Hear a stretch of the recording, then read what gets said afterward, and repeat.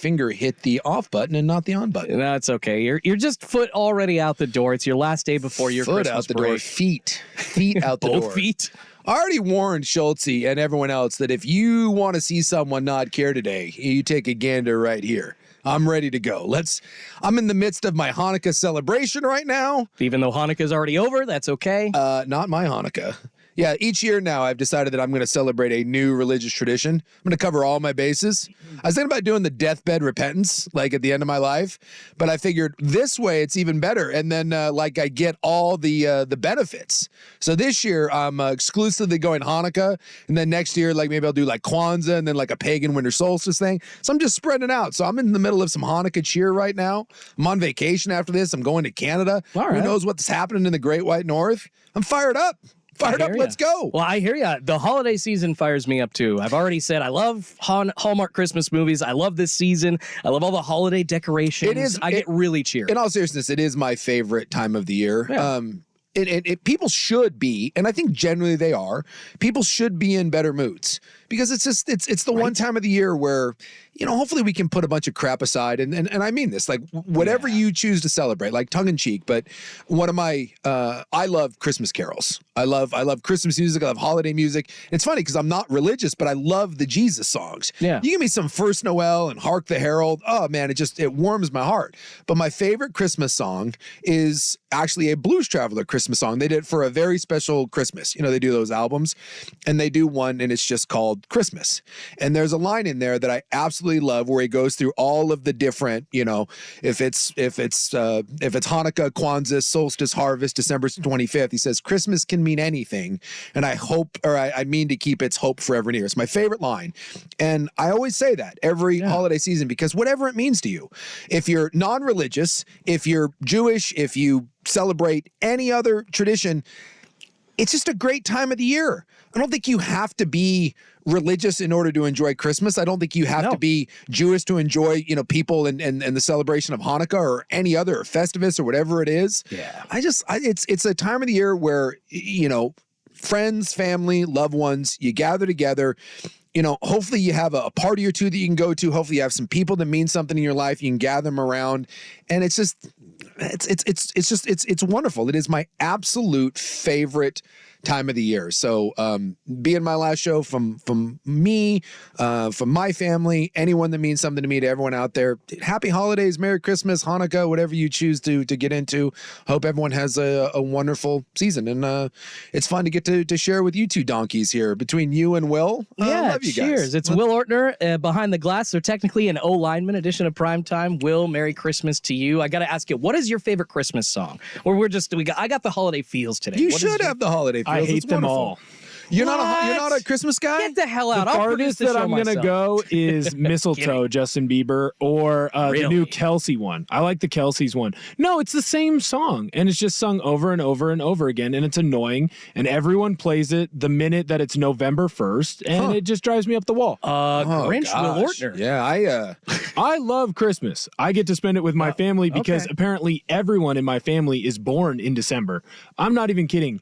I've got a birthday party that I'm going to for my little cousin on Saturday. Happy birthday, Hudson. And then I've got 4 more birthdays, Christmas Eve and Christmas, and then I got another 3 more birthdays after that.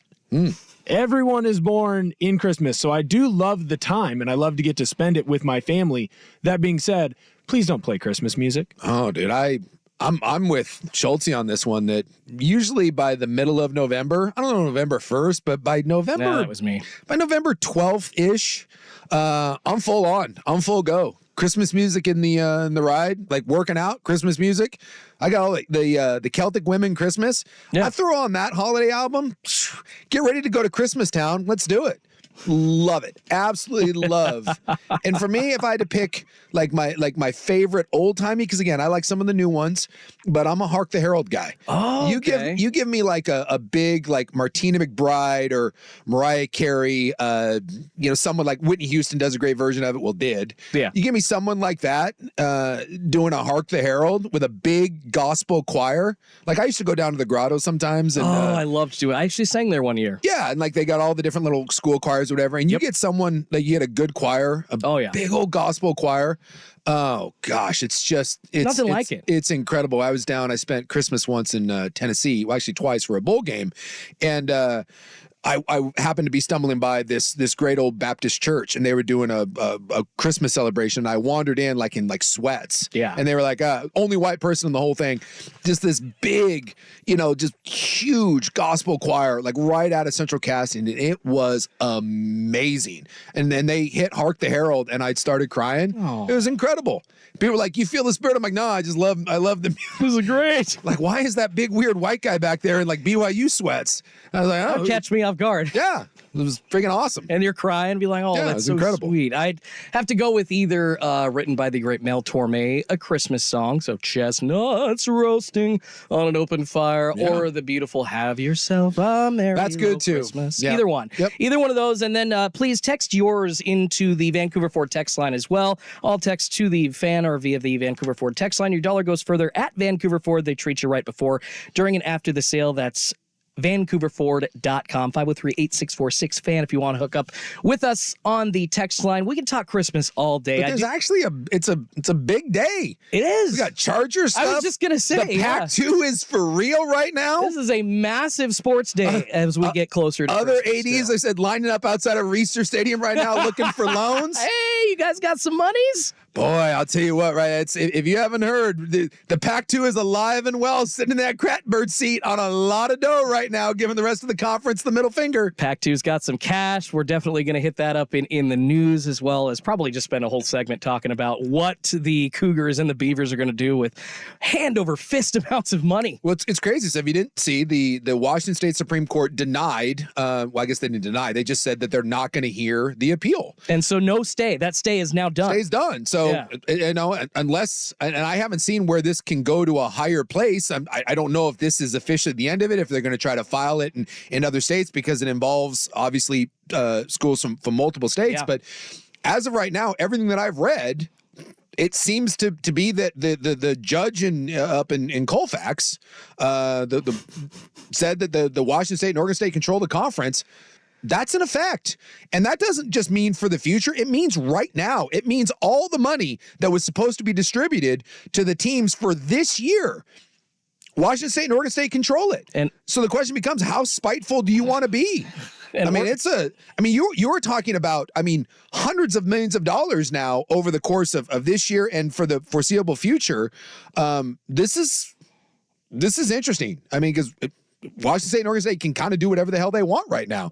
But we also remember that the judge said that no one was going to be able to get over on anyone else, which is kind of weird. Whichever way this swings, somebody's going to get over on another person. Yeah, or school. I don't think that this is all just dead in the water, but it sure feels like we kind of have a resolution here, and now it's just a matter of how Oregon State and Washington State, the Pac-2, want to handle all this. Well, and frankly, Suk, it makes sense, the resolution that they've come to, at least in my opinion, because at the point, at least according to what the conference bylaws were, as soon as all these schools started to kind of drip away from the Pac-12 and leave to go to other conference, it does state, I believe, in the bylaws that at that point, their voting rights in the boardroom are gone. Their board seat is rescinded. They are no longer in control of any decisions or monies for the conference. They're done. They screwed up. Yeah. Because the moment that UCLA and USC left, they should have been aware that this was a potential. Yeah. This was a potential catastrophe. And it's funny because it doesn't feel like the remaining, or not the remaining, but the leaving teams really care about the future stuff. They're more concerned about this year's revenue. And we already found out a week ago that Washington State and Oregon State already blocked the December disbursement of about $6 million for each school. So it kind of feels like the schools were saying, hey, give us our money right here, and you guys can kind of keep the other stuff. But it feels like right now that it doesn't feel it. Does appear that Washington State and Oregon State don't have to do that if they don't want to. And do you expect them to do that? They got screwed here. So what do you think's going to happen? I think, to me, I still think the right thing to do is to give them the money that was earned this year. Because remember, that's still for these sports and those athletes that are still trying to compete this year. And you still have all the spring sports and stuff to come, basketball, all that stuff. Soccer, or any kind of, I think it would be whatever pretty spring sports exist. I think it'd be pretty crappy to withhold that money. But also, I understand. I understand if you want to go full spite, but at the same time, do you want to make that your reputation? Do you want that to be on your calling card where, for better or worse, you still have to get along with other teams, if you want to end up in another conference eventually, if you're trying to get into the Big 12. So I think it would behoove everyone to try to come to some sort of resolution, which is what I've said all along. To me, it made sense of give everyone their money from 2023 that you were slated to earn. And the moment you leave the conference next year in 2024, everything stops. Washington State, Oregon State get all of the money, all of the resources, all of that stuff, the NCAA basketball money that's coming in over the next 6 years. That's the Cougs, that's the Beavs. Use it to keep yourself afloat. Use it to rebuild the conference however you choose fit. And that to me seems like somewhat of a fair, equitable situation.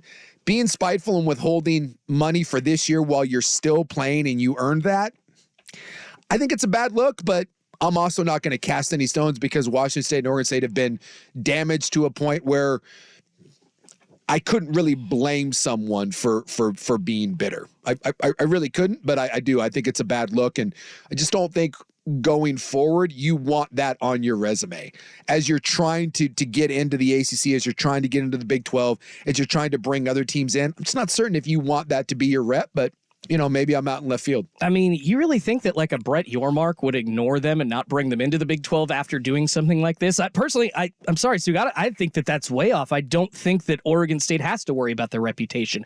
They've got to do anything they can to survive. And if that means, same with the Cougars, grabbing onto more money while you have it, guess what? Oregon wasn't thinking about your best interest when they left. Yeah, thankfully the schools came together. I think you talk about the schools coming together. For me, they've already done that to the max when they put the Apple Cup into place for the next couple of years, when the Civil War got continued for the next 2 years. Unfortunately, there's really no responsibility, at least in my mind, for these ADs to work with each other past this point, because it's like you almost kind of want to measure when exactly, do the funds stop coming if you're not a board member anymore. Because that's the thing. This court battle is happening because there were no stipulations about money when people left. It's all kind of up in the air. And I don't think Oregon State is being spiteful. I understand that other schools that had money guaranteed to them are missing out on it, but Oregon State and Washington State had a conference home, and now they don't. Just remember that you can't, and I'm a Duck fan saying you this. will not survive the way you have in whatever new Mountain West, right? You will be a Mountain West team. Yes. In order to get into a Big 12, in order to get into an ACC, right? Which is, you're not getting into the Big 10, you're not getting into the SEC. Yeah. So it's a Big 12 ACC type merger, right? You need votes. You need votes for all those things. And I'm just not certain that you want to, and relationships matter. And I'm not certain that you want to get into a demeasuring contest for, let's say you withhold the rest of the money. And let's say that's an extra, I don't know. I'm trying to remember what it was. I think it's like 80 to 100 million bucks to be distributed that I think you have control over for this, the 2023 year. Because some of it's been distributed, but some of it hasn't. It's a lot of it. 80 million. It's tens of millions of dollars. So let's say, for instance, that what could you do with that, right? Yes, it's a lot of money, but it doesn't sustain you for 3, 4, 5 years. Right. Again, it helps you rebuild the conference, all of that. But I think you already have that ability to stay afloat. You already have the money that's going to be coming in over the next couple of years from the Pac-12, from the basketball contracts. Because that money from the NCAA tournament is handed out over, I think it's a 5 or a 6 year period. So there is significant money, hundreds of millions of dollars that you will control going forward. So I ask, is an extra $80 million, is it worth sticking your finger in the eye of Arizona, Arizona State, Utah, Colorado, when ultimately your survival, the way you want it to be in a Power 5, is going to be dependent on getting into some form of the Big 12. I'm just not certain that the short-term money that you would gain from that is worth kind of making already a bad situation more contentious. They always say this, like whenever I got cut in the NFL, and I got cut in the NFL a lot. Yeah. And sometimes it was pretty crappy. I once came in from practice and my stuff was in a trash bag. That was fun. That is awful. I was asking the guy next to me, I was like, I don't think that's good, right? And he's like, yeah. And I had to go talk to someone and they're like, yeah, we forgot to tell you. Jeez. And I was like, well, why did I practice? They're like, yeah, you didn't have to do that. And I was like, cool, that's awesome. So if you would have gotten injured, it would have been. And on you your know own how time. desperate I wanted to go tell them to go Leap blank off, yeah. themselves. And Tom Nalen, longtime center for the multiple Super Bowl champ, he pulled me aside and he said, you smile and say thank you, because you don't burn bridges. Yep. You don't leave on a bad note. And you know what? Like 3 weeks later, the Denver Broncos brought me back. And it's just one of those things. And when other teams call, you don't want someone calling the Broncos and being like, dude, that guy's an ass. Yeah, that's fair. So that's my only thing. I understand that you got screwed. I understand it's a bad beat. I'm just not certain that you don't have to be all fair and everyone gets equal shares, like going forward, anything after this year, it's yours. You keep it, do whatever the hell you want with it. I personally think it's a bad look and it's a bad idea to go scorched earth, spiteful, because I think it helps you in the short term, but not that much. And I think it could potentially hurt you in the long run. Well, now that I think of my own history, the one time that I've been fired from a big job, I said thank you for the opportunity and walked out, even though my boss expected me to go guns a-blazing. So you're right, it might be the smart move here. All right, gents, let's get right into other sports. We've got way more to talk about with the Pac-12 and the decision by the courts to allow the Cougars and the Beavers to hold on to those funds, but we also have to go some post-mortem on Thursday Night Football last night. And Brandon Staley, anybody spot him at the blackjack table somewhere? I would have just stayed in Vegas. Told you he wasn't getting on that plane. I would have just stayed in Vegas if I were him. He gone. So we'll talk about the Chargers finally moving on for Brandon Staley. Of course, we got the club coming up. Hugh Offill from A&A going to join us at 3:30. Story time with Joey. Since it's Friday, that's happening at 5:30. But coming up next, we'll do a post-mortem on Thursday Night Football. Absolute beatdown by the Raiders over the Chargers and the firing of Brandon Staley. That's coming up next on a Schulte and Suk edition of Primetime on 1080 The Fan.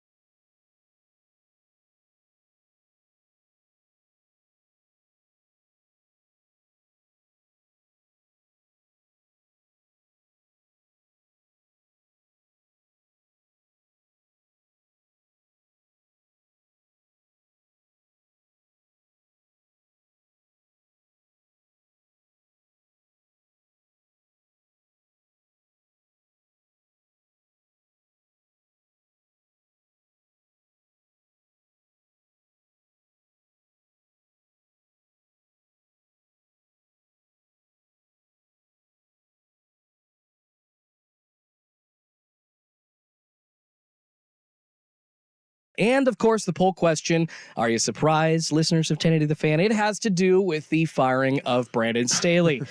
Goodness gracious, the Chargers were terrible last night, so this is the poll question. Should an owner be forced to sell their team after 10 straight losing seasons? Here are your three options. Yes, no, or impossible. Costs too much. Because I understand that the value of franchises for sports are just going, $3, $4, $5 billion. You're going to have to go find the Saudis. The legality of ask that you some cash. The legality of that might be problematic. I'm trying to think like they, I mean, there are clauses where you can make people sell teams, but it is rare. I just think you're right. It is very, very rare that you have a Donald Sterling. You have to get caught with some clever language. Losing won't get you booted, Donald Sterling, but some N-bombs probably will get you out of there.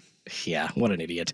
And an ass. So we know that, but obviously the Spanos family, I think, are being called idiots and asses maybe in different ways just because of the lack of a decision on Brandon Staley for so long, finally doing it. But I don't know. I think a lot of fans thought that that family waited too long to make a change, even after Anthony Lynn. Well, it's anytime you have bad ownership, I'm like Bill Belichick's name has been tossed out there for the Chargers job. And we've seen what Bill can do with a quarterback, and that's a very attractive job. Like when you have an elite tackle, when you have an elite receiver, an elite quarterback, elite D end, an elite DB. I mean, there's a lot to like about the Chargers, but to me, what makes a job really attractive is, do you have good ownership? Because if you don't have good ownership, it's really hard to get out of it's really hard to overcome bad ownership. And it sucks in sports, but most of the time when you look at successful teams versus teams that wander in the wilderness year after year after year, it usually just boils down to that. It all trickles down from the top, and the Chargers are a mess. I think it's one of the worst run franchises in the NFL. They moved to LA, and they shouldn't have, because they don't have fans in their own city. They're beyond irrelevant. They're incredibly cheap. But I mean, look, they did the right thing here.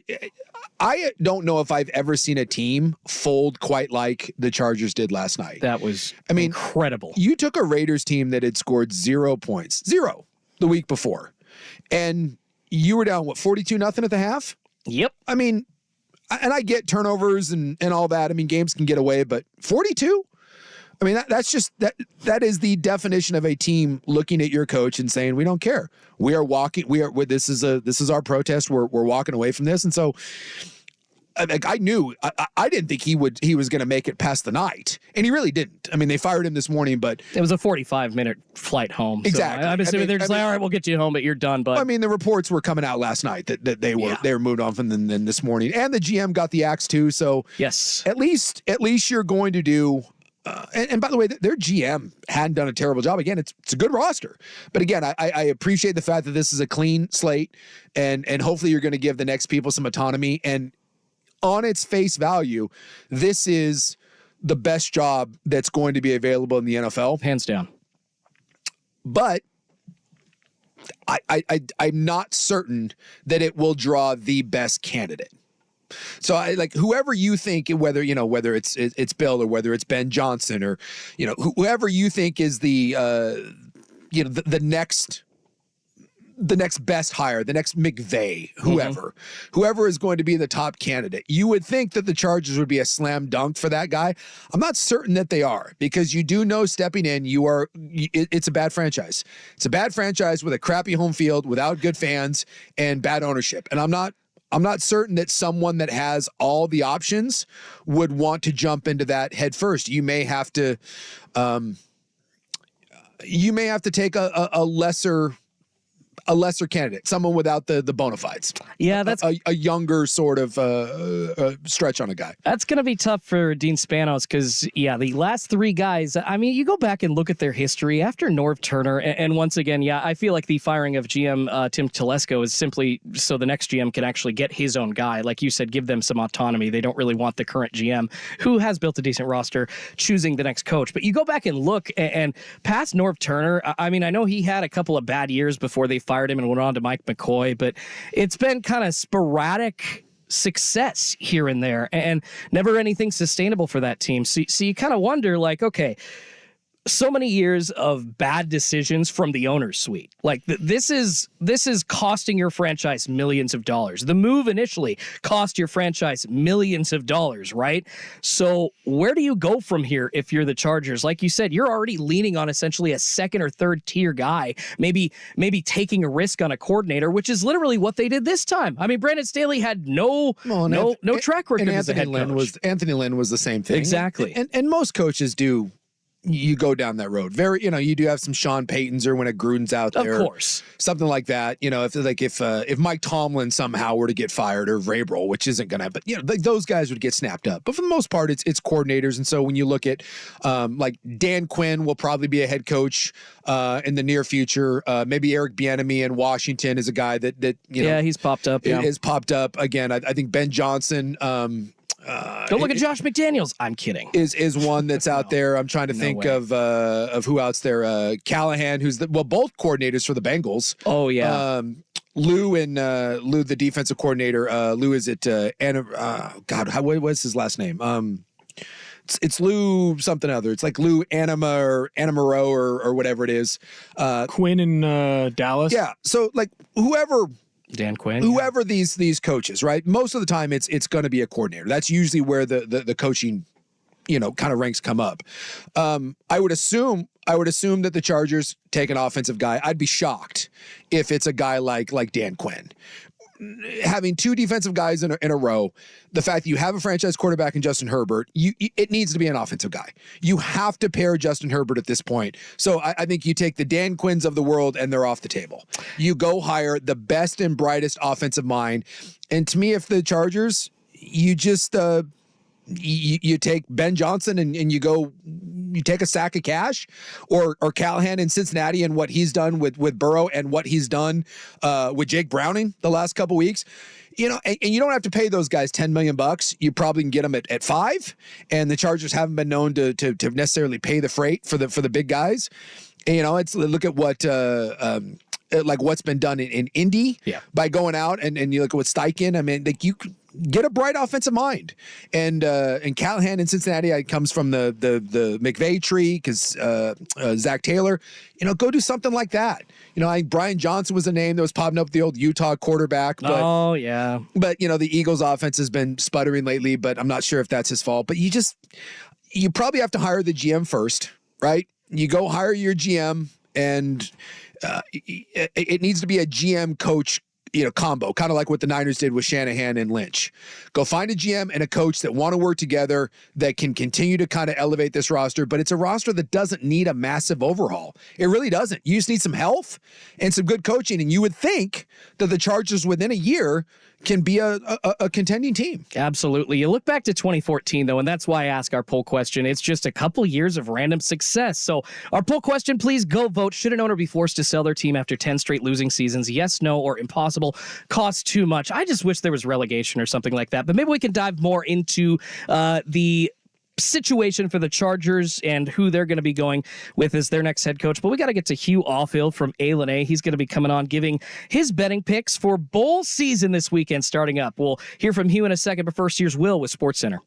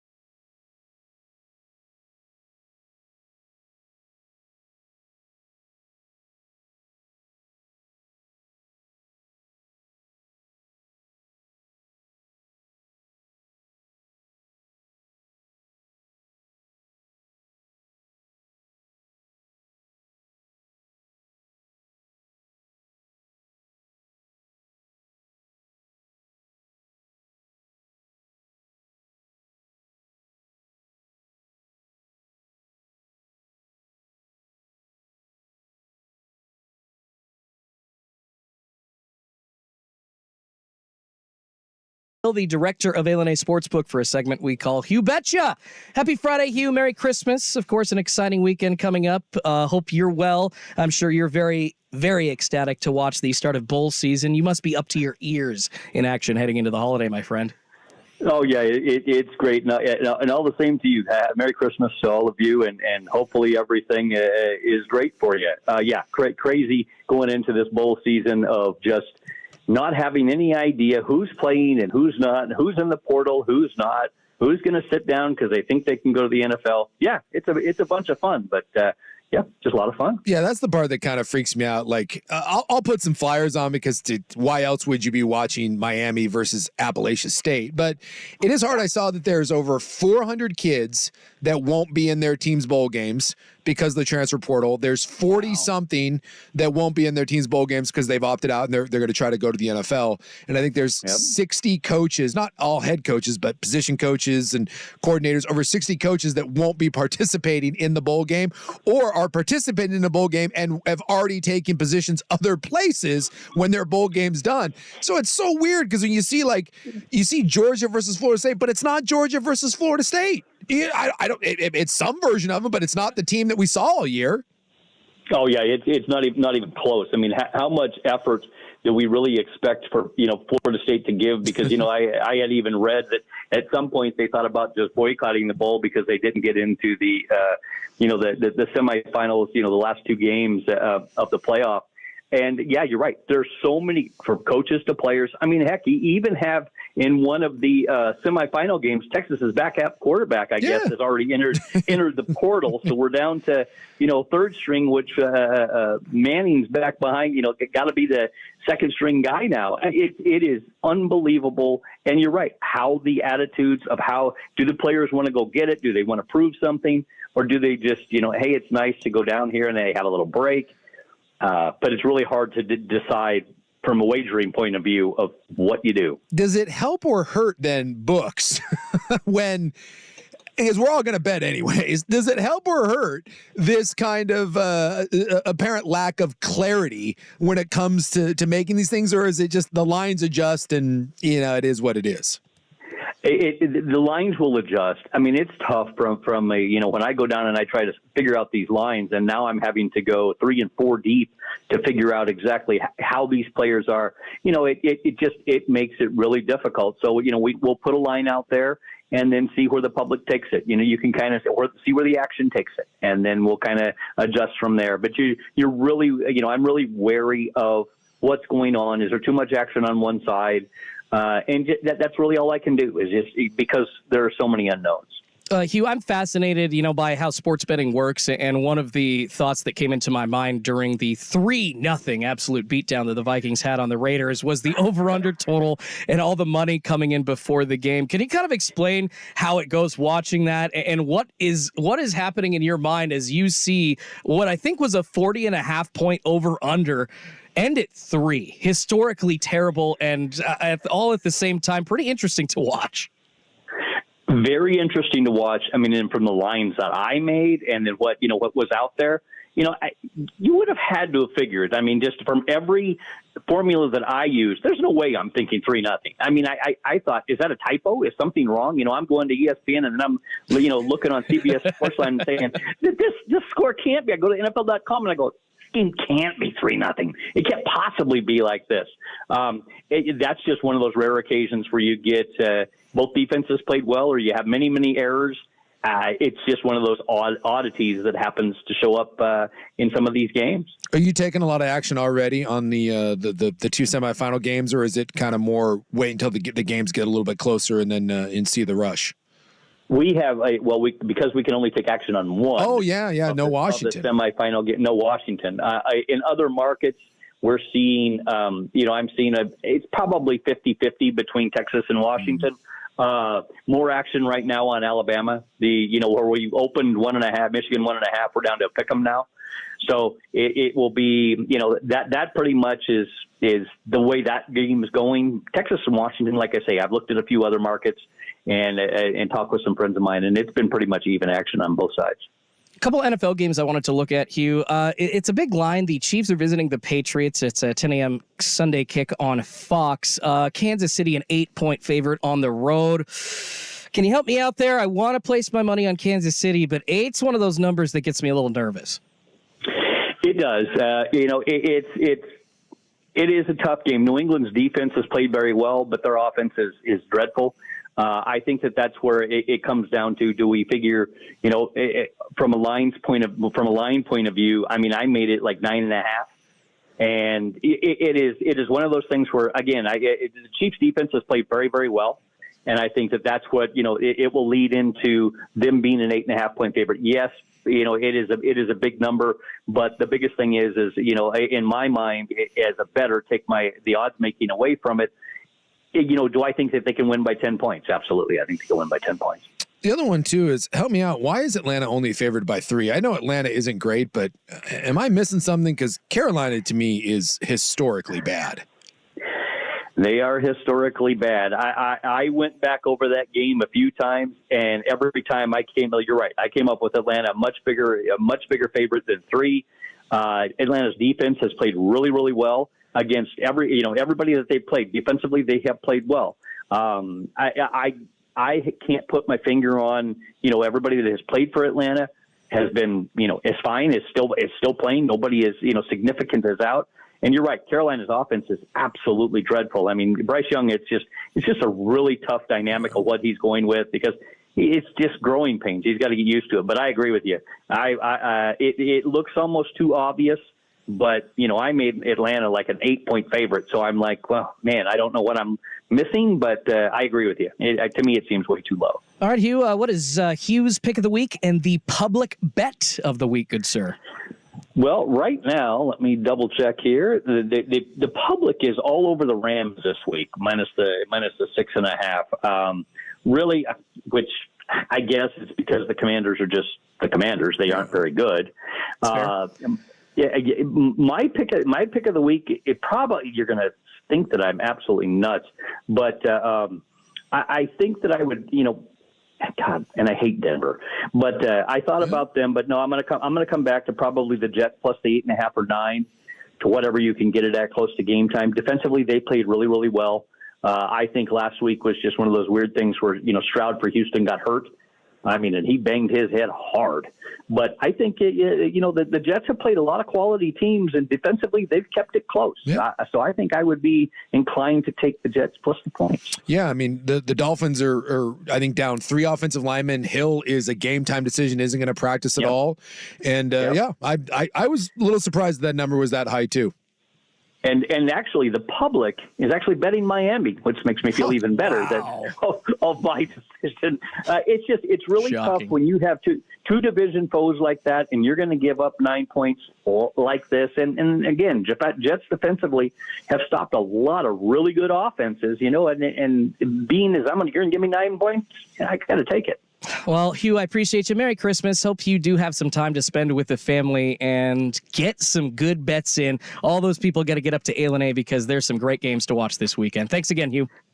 Thank you. Appreciate you. All right. Merry Christmas, Hugh. That is Hugh Offill from A Sportsbook, the home for college and pro football fans. It is too weird. Look at that Lions Bronco one. I do think, because he mentioned that. I'd keep an eye on that too. The Broncos, even though they lost last week, the Broncos have been playing good football. Yes, I think they had won 5 in a row, and beaten some good teams, including like the Bills and the Chiefs. And the Lions, I'm starting to wonder. I love my fight Dan Campbell's, but boy, I'm starting to wonder if maybe Detroit wasn't a little bit of some fool's gold. And so I mean, you're getting, I think it's a 4.5. I think you're getting some points there. Russell Wilson's on a come up. I'd keep an eye on that. I don't think that's a bad line either. Making me want to throw a couple of units on that one. All right, let's shift gears into the unfolding Draymond Green drama in the association. Warriors coach Steve Kerr has responded, and I'm salty about it. You're listening to Primetime on 1080 The Fan.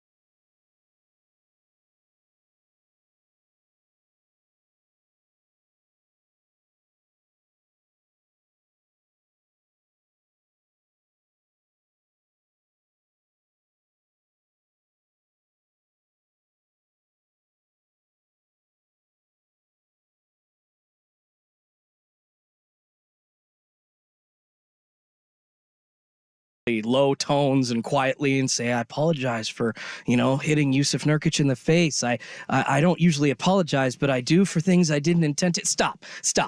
You're a jackass. This has been long overdue, and you can already tell I'm a little bit salty about this, Suk. What? No way. Oh, you're not fired up at all. Me getting fired up about something sports related? Little ball of anger in some wraparound Oakleys. And a McDonald's faux hawk, according to you. You're just, man. Merry Christmas to you too, you jerk. Were you not wearing 7th grade gym teacher Oakleys today? Customized Mariner. Yes. 7th grade gym teacher Oakleys. So Mariners my accurate was Be nice. I was merely stating facts. Hey, thankfully, salesman Joe Fisher was out there to defend me. Said, dude, if they're baseball glasses, which they are, they're okay. I'm not just trying to rock like the big ski goggles or whatever. Chelsea's playing center field at a pickup game later on. Out there shagging flies. Hey, Willie Mays Hayes style. I have no trouble admitting, as a chubby white guy, I wish I were playing center field. And maybe that's why I'm so salty about Draymond Green, because I'm not making $30 million a year out there being able to act like a bee. But that's kind of the issue, and I want to get into a little bit of this. Of course, if you've been living under a rock, Draymond Green, forward for the Golden State Warriors, was suspended indefinitely by the NBA for his punch to the face, slap to the face, whatever you want to call of Yusuf Nurkic on Tuesday night. Looks like the whole team has come out and responded to the media. Steve Kerr came out today as well, responding publicly. So let's hear what he has to say, and I've got a few things to say after that. This is about his life. This is about someone who I believe in, someone who I have known for a decade, who I love for his loyalty, his commitment, his passion, his love for his teammates, his friends, his family. We're trying to help that guy because the one who, grabbed Rudy and choked Rudy, the one who took a wild flail at Yusuf, the one who punched Jordan last year. That's the guy who has to change, and he knows that. Everything before that, over a decade of play, what are we really talking about, right? We're talking about, getting ejected for yelling at the ref or throwing a ball. More than that. But you look at the past year and what's happened. It's clear he needs the opportunity to change, and that's what an indefinite suspension gives him the opportunity for. Okay, I like some of the response from Kerr, but shocking here, Suk. I'm still in the camp of it being a little bit too late from him. And frankly, I find it ironic that it's all of this contrition and tough love, whatever you want to call it, on the same day that Chris Paul, or I guess the day after Chris Paul gets a flagrant for elbowing somebody in the face on the other team. Look, I get why some people are a bit. Sprague was pretty salty today on the morning show about kind of the sympathy coming Draymond's way. It's like they're trying to flip the script and make it feel like you should feel bad for Draymond, and he's going through some things, and he's using his quiet voice. I call it the Garth Brooks voice. When you want to bring it down an octave or two and really talk about someone and sensitive, like when we talk about Chelsea's wraparound Oakleys. We go low because we're trying to sympathize with the person, but. I think some of this is ridiculous because it's who Draymond Green is, and I don't think that's going to change. Anyone that's played and that is played with someone that's like this or has been that someone themselves. And I don't remember who it was, but someone was coming out today and was one of the an NBA guy, a scribe was, God, I wish I could remember. It was one of the national guys. Basically said that Draymond's going to come back, he'll reoffend, and he's done. He said this, you won't change your stripes. And to be honest, when you look through the past at sports, these guys usually don't change. It's who you are. Yeah. At the time you're 33, you usually don't make any sort of sweeping changes. Draymond Green has been this way since he was at Michigan State. Draymond Green was getting into scuffles and fights at Michigan State. He's been in a bar fight with Tristan Thompson and slugged him once at a club. A little disingenuous when Steve Kerr says nothing happened the last 10 years. But at the same time, so that's not going to change. And I don't care what sort of counseling he goes back to. I believe that he's going to do something like this again. I think he'll try to be on his best behavior, but Bob Knight couldn't stop himself from grabbing students, and Burfict couldn't stop himself from headhunting people. Antonio Brown couldn't stop himself from being a jackass. And Draymond Green isn't going to be able to stop this. But at the same time, Draymond Green is not the world's worst human being. He's not. Like, so I do think that there needs to be some context here. Like, yeah. I mean, the Jordan Poole one is bad. The Jordan Poole one is the legit bad one. But at the same time, Jordan Poole shoved him. And I'm not saying that he was justified in what he was doing, but if you think that that's the first time that someone's been shoved and thrown a punch, and I somewhat relate to this because if you push me, I'm going to punch you. And it's a character flaw that I have. No, I've talked about this. That's legitimate, honestly. I have done things to teammates in my... And I've told some of these stories that I'm not proud of. That 20-year-old me, if I was, when I was playing, if you pushed me, you were going to get punched. Even if I deserved it, even if I was the one in someone's face, if you shoved me, you were going to get hands thrown at you. Michael Jordan punched Steve Kerr. That's the greatest basketball player of all time. And why did Steve Kerr get punched? Because he disagreed with Jordan. I believe he shoved him and Jordan drilled him. So while yes, Draymond Green is a jackass and Draymond Green is an edgy person, Draymond Green does not get arrested. Draymond Green is not beating his kids. He's not beating his wife. He's not the worst teammate of all time. Steph Curry and Klay Thompson and Steve Kerr all have wonderful things to say about him. Jordan Poole doesn't. But not many people have wonderful things to say about Jordan Poole. Jordan Poole's a colossal douche. Right?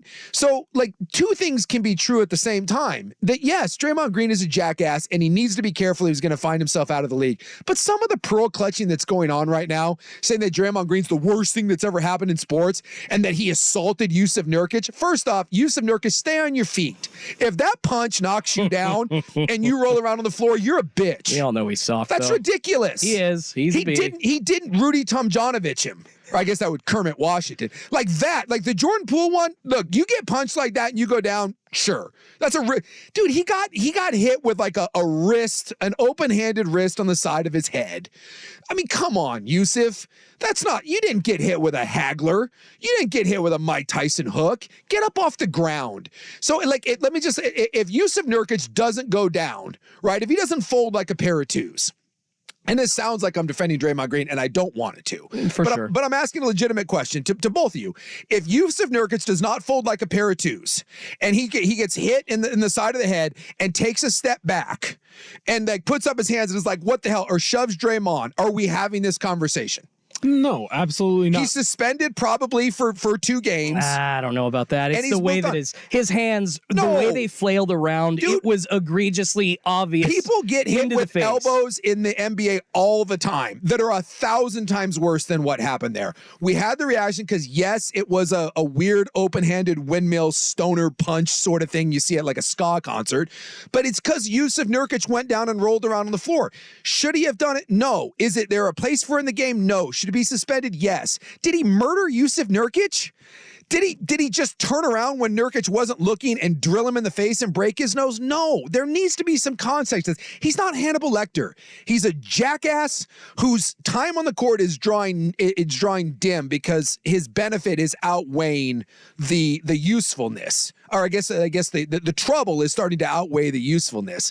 But he's been doing this for years and years, and no one's made a capital case out of it. And now all of a sudden, because of that, now it's like he's the worst person.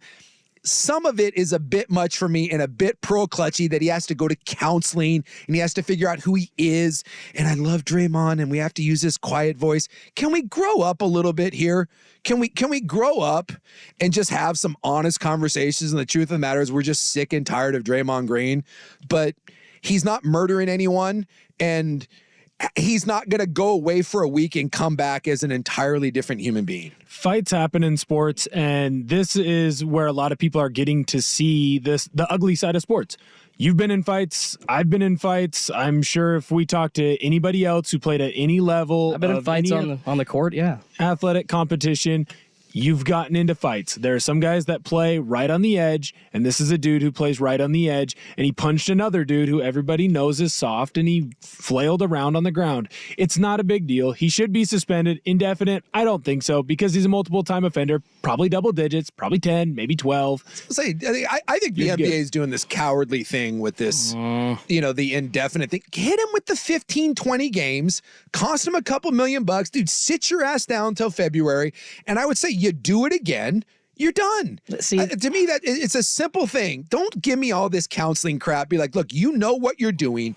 Get your ass together. We're tired of it. Here's your 20 games. Here's your 15 games. You do it again. You're done for the season, including the playoffs. And if that doesn't get his attention, then nothing will. Because this counseling thing that you're doing, and that he needs to get help, and then he needs to grow up. All right. Just everyone needs to grow up. All right, but the way that you guys are talking about it, it seems like it's more based on this one incident. That there was a whole 10 years of behavior that we're trying to discipline him for. So I know that we're up against it, and we can dive more into this in the 4 o'clock hour. So you know what? Yeah, let's continue to break down this whole Draymond Green mess in Golden State. I'm still salty about it. We got to get to the Dodgers cashing in already on their signing of two-way star Shohei Ohtani as well. That's next on a Schulte and Stuk edition of Primetime on 1080 The Fan.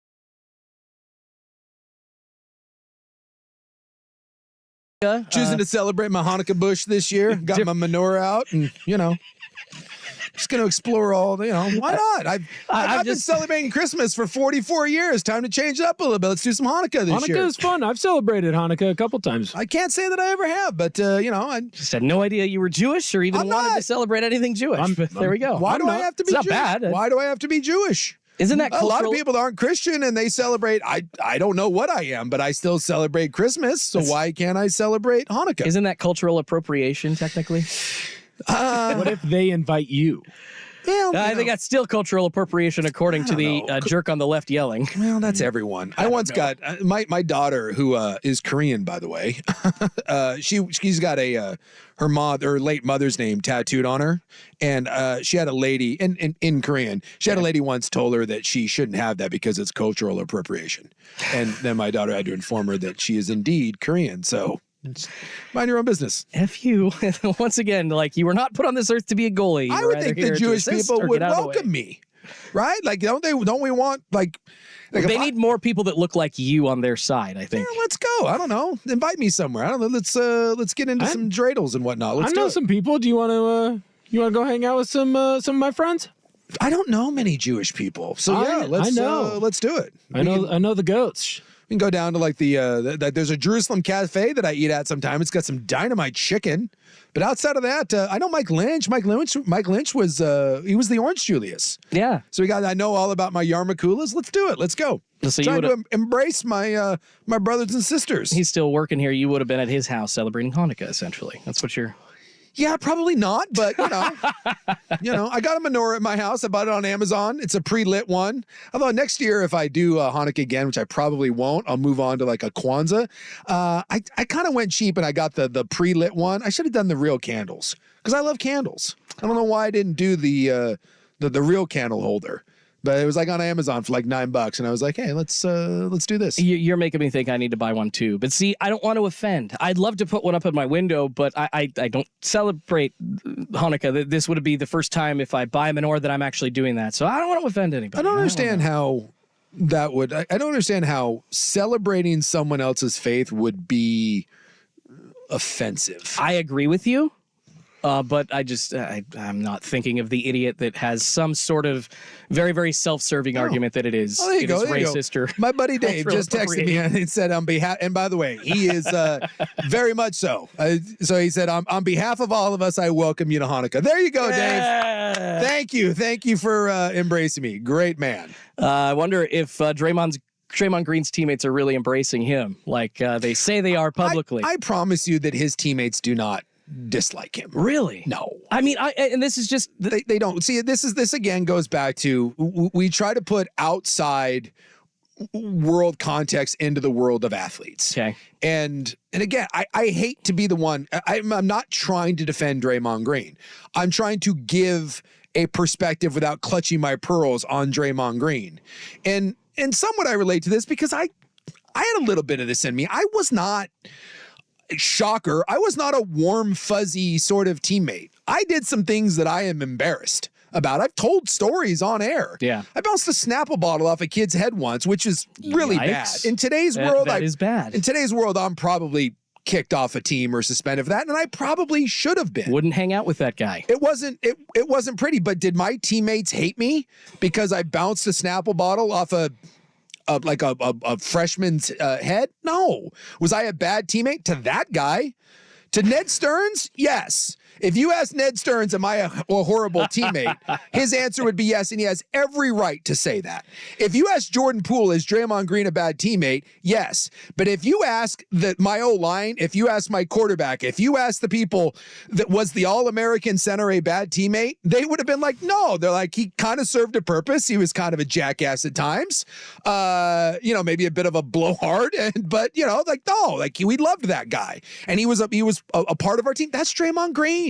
I'm sure there's times that Klay Thompson and Steph Curry, I promise you right now, they're rolling their eyes like, oh my God, I can't believe we have to deal with this. But how many times have you heard Steph Curry say that the heartbeat of that team, that the reason why they have 4 championships is Draymond Green? And you really think that because Draymond Green is being Draymond Green, that Steph Curry somehow hates him or thinks he's a bad teammate, or that Steve Kerr thinks that they would be better off without Draymond Green. I'm telling you, you're taking what would happen in an office or in your little family, and you're trying to put it in the world of sports. And I hate to be the bearer of bad news. Sports is not made up of candy canes and puppies and ice cream. It's made up of bad human beings. And I'm not even saying Draymond's a bad human being, but it's made up of sketchy dudes. I won a Super Bowl. I didn't. The team that I was loosely affiliated won a Super Bowl. And I promise you, people of the Tampa Bay Buccaneers that were responsible for that Super Bowl were not good teammates, and they weren't good men. And they were a hell of a lot worse than Draymond Green. But does anyone regret having them on that team? No, because there's a big fat Super Bowl ring, because a lot of bad human beings, one of them, by the way, who's in prison now for like 20 years, look up Nate Webster sometime, were really good at football. And it's the way of sports. But eventually you do enough, and Draymond Green is facing the consequences, and he deserves every one of those. I'm just trying to give some context that we can stop with the pearl clutching and Stephen A. Smith being like, is Steph Curry a leader? Is Steph Curry really a leader? Because if he was, he wouldn't be allowing this sort of thing. Oh my God, is it over the top? Just really quickly, I'm not just bringing this up offhand. I was listening to JT the Brick, national radio host podcast, and he's very connected to the Bay Area and the Warriors and the scene of the Raiders. Obviously, they've now left for Vegas. But the point is, he's talking about lots of sources close to Kerr, close to players on that team. They're done with Draymond. If they're done with Draymond, it's because he no longer helps them win games, and they're 11th in the West. No one was... Is this any different than what Draymond Green has been doing for 10 years? Was anyone done with T.O. when he was catching 90 balls? Was anyone done with any of the... Find me someone. Antonio Brown was the worst human being in the NFL, and they just kept giving him money. Why? Because Antonio Brown was one of the best receivers in the NFL. But the moment that he stopped being a real productive guy, they were like, dude, I'm done with this crap. And that's what's happening to Draymond. Draymond's biggest problem isn't that he keeps doing this, although it's part of it. The problem is that he keeps doing this, and he's no longer the defensive player of the year. Right. So let me put a little context into this. My first week at Central, I had a pass set. I sat on a D tackle, and I beat him. And when I beat him, the kid reared his head back and headbutted me 3 times. In high school, you weren't allowed to fight, so I did not fight this kid. I just was like, okay, next play. I did a hip toss, threw him to the ground, jumped on him. When I got back to the sideline, my coach and my starting center, who is a senior, undressed me, just lit into me for not grabbing him and fighting him in that moment. Now, did I fight him later on in that practice because of the yelling that I got? So that way the rest of my O-line knew that I was a tough guy and that I wasn't just going to get pushed around? Yes, that is sports. That is something that happens in football and basketball, lesser so. I don't know if it happens in baseball, but in those 2 sports, it does happen. And you want dudes who are willing to fight, because I know that on my O-line, and we weren't fighting like Sooks. I wasn't throwing Snapple bottles off people's heads. That didn't happen. I wasn't kneeing people in walkthroughs, right? But those are the things that had to happen so that your teammates knew that you had their back, and you wanted the toughest guy on your team to have your back. Draymond Green it's the Jack Nicholson, right? A Few Good Men. I think we've all seen that, right? Oh, yeah. And you can't handle the truth. Not even that. The best part of that is, even though like when he goes on and he says that I disgust you and you hate me, but you want me, you need me on that wall, yeah. And it's the truth in the world of sports.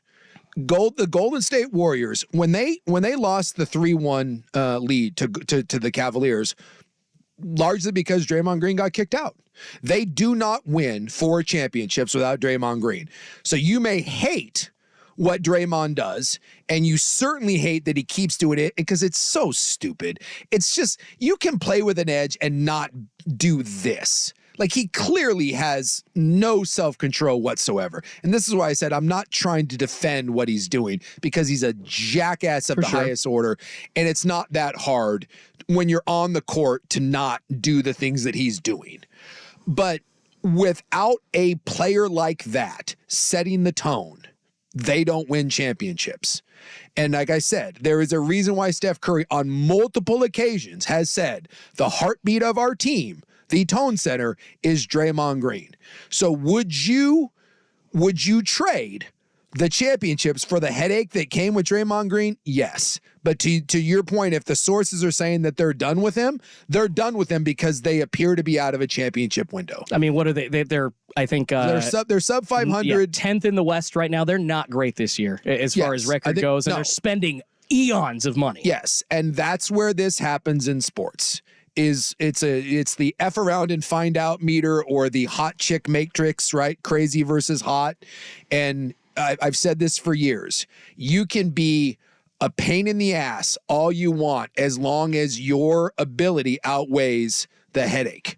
But the moment that the headache outweighs your usefulness, they will find a reason to get rid of you.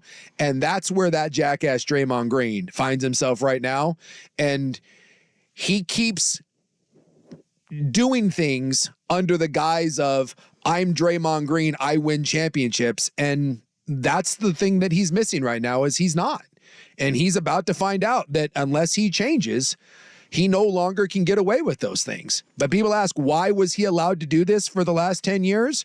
I can't believe we're having to ask that question. Why was he allowed to? Because they kept winning rings, and he was winning. He was winning Defensive Player of the Year and was an All-NBA guy. That's why he was allowed to do it. I hear you, Suk, and I feel Dennis Rodman, anybody? That's a good point. Dennis Rodman left his team during the NBA Finals to go party in Vegas with Carmen Electra and strippers. Had to be dragged back in the middle of the NBA Finals. Why did they let him? Because he grabbed 20 rebounds a game and bodied the hell out of the other team. There you go. I get it. I hear your argument, but maybe the NBA, it's like they're trying to sit on a fence right now. I find it a bit half-assed that they're allowing him to stay in practice with the team, but then they want him to go get counseling. All right, we're obviously going to watch this unfold here through the season and find out, I would hope soon, if it's going to be a 20 or 30 game suspension for Draymond Green. That's probably what the number is going to be. It's going to be a while. Yeah, it's going to be a bit. All right, let's move on, though, to MLB. The Dodgers already cashing in on their signing of two-way star Shohei Ohtani. We'll get to that next on a Schulte and Suk edition of Primetime on 1080 The Fan.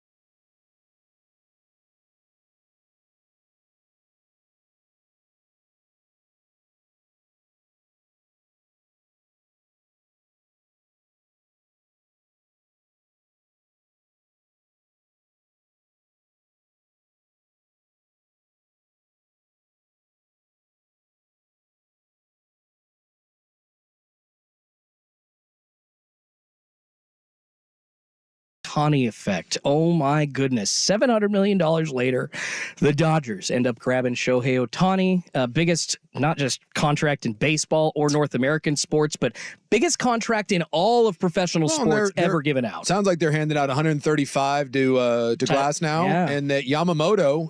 It sounds like it's down to the Yankees and the Dodgers for, and they're saying that price tag could be anywhere from $200 to $300 million for what some people think is the best pitching prospect to ever come out of Japan, including Shohei Ohtani. So, like the Dodgers, it's a thing right now. They apparently they got some cash to spend, and they're willing to spend. I mean, that's $1 billion.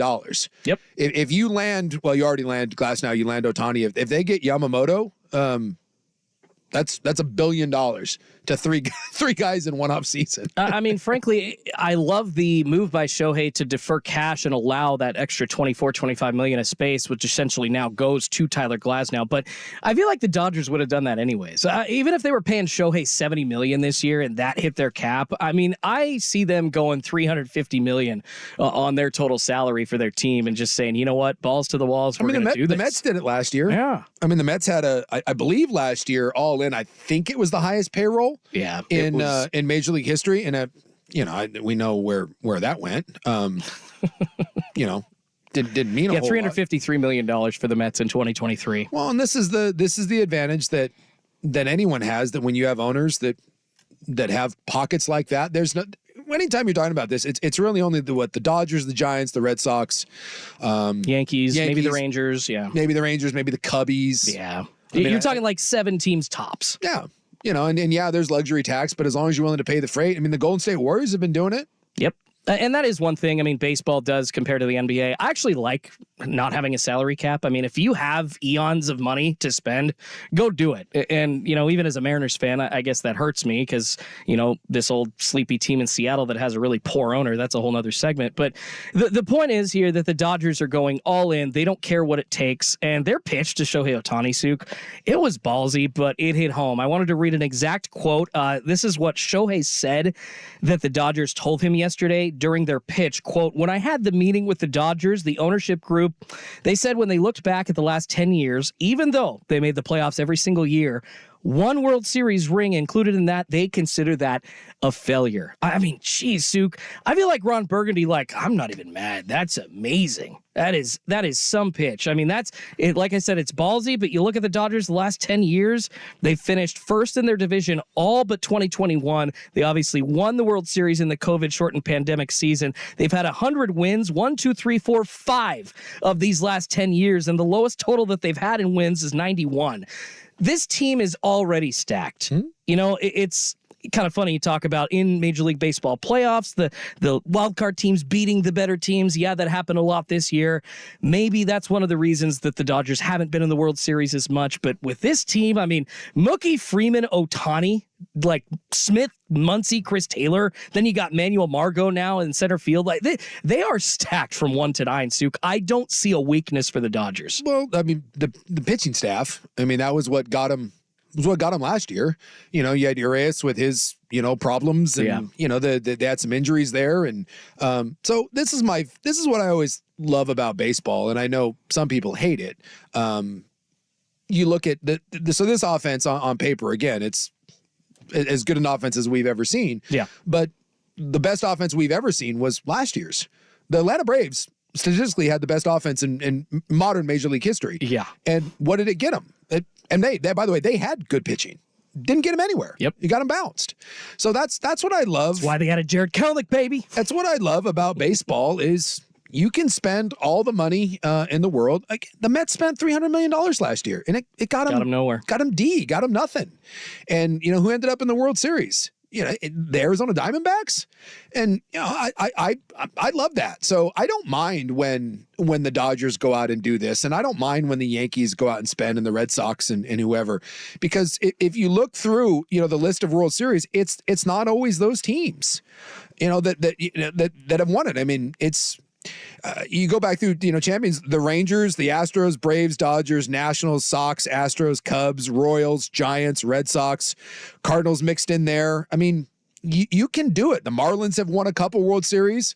The fact that the Kansas City Royals won a World Series. Now, I know that Kansas City's not going to be there year after year, just like the Florida Marlins aren't going to be there. Now Miami aren't going to be there year after year. But, Milwaukee can make the postseason. Minnesota's made the World Series. Even the A's, before these last couple of years, the A's have put together decent teams and have won 80-plus games in this kind of Moneyball era. So I enjoy the David versus Goliath thing. So, bring it on. The Dodgers can have the most loaded team in the world, and maybe they win a World Series, and it's fun watching a juggernaut kind of go through, and you can say, my God, that's one of the best teams ever assembled.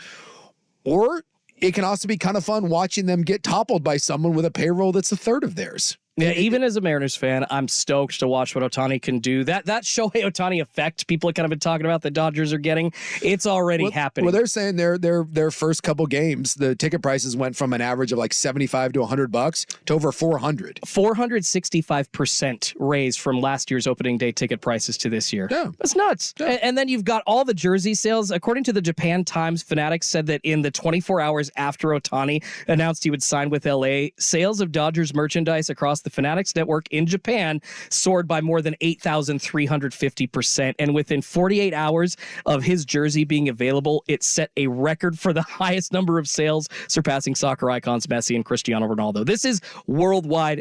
I'm telling you, when you go to Japan, there is not a single piece of Ohtani gear for sale because it's sold out. It's done. You can't get it. And my family could give a rip about baseball. We like going to baseball games. We go to Mariner games, but my kids don't have any sort of allegiance to any team. We're more of a hockey family. Yeah. But you know what everyone in my family owns? Every one of my kids, you know what piece of gear they own? They own an Ohtani something or a World Baseball, Japanese World Baseball Classic. They care about Ohtani. Yes. My kids we've gone to see Shohei Ohtani play twice up in Seattle, and both times my kids are like, we want to go watch Ohtani. We have driven Seattle and have done that. And the effect is real. The Tiger Woods effect is real when you get non-sports fans or very fringe fans to care about what you're doing. That's a rare thing in sports, and Ohtani does that as well as anyone that I've ever seen. He's truly unique. All right, In the News is next, but first here's Will Ortner with the sports update. This is a football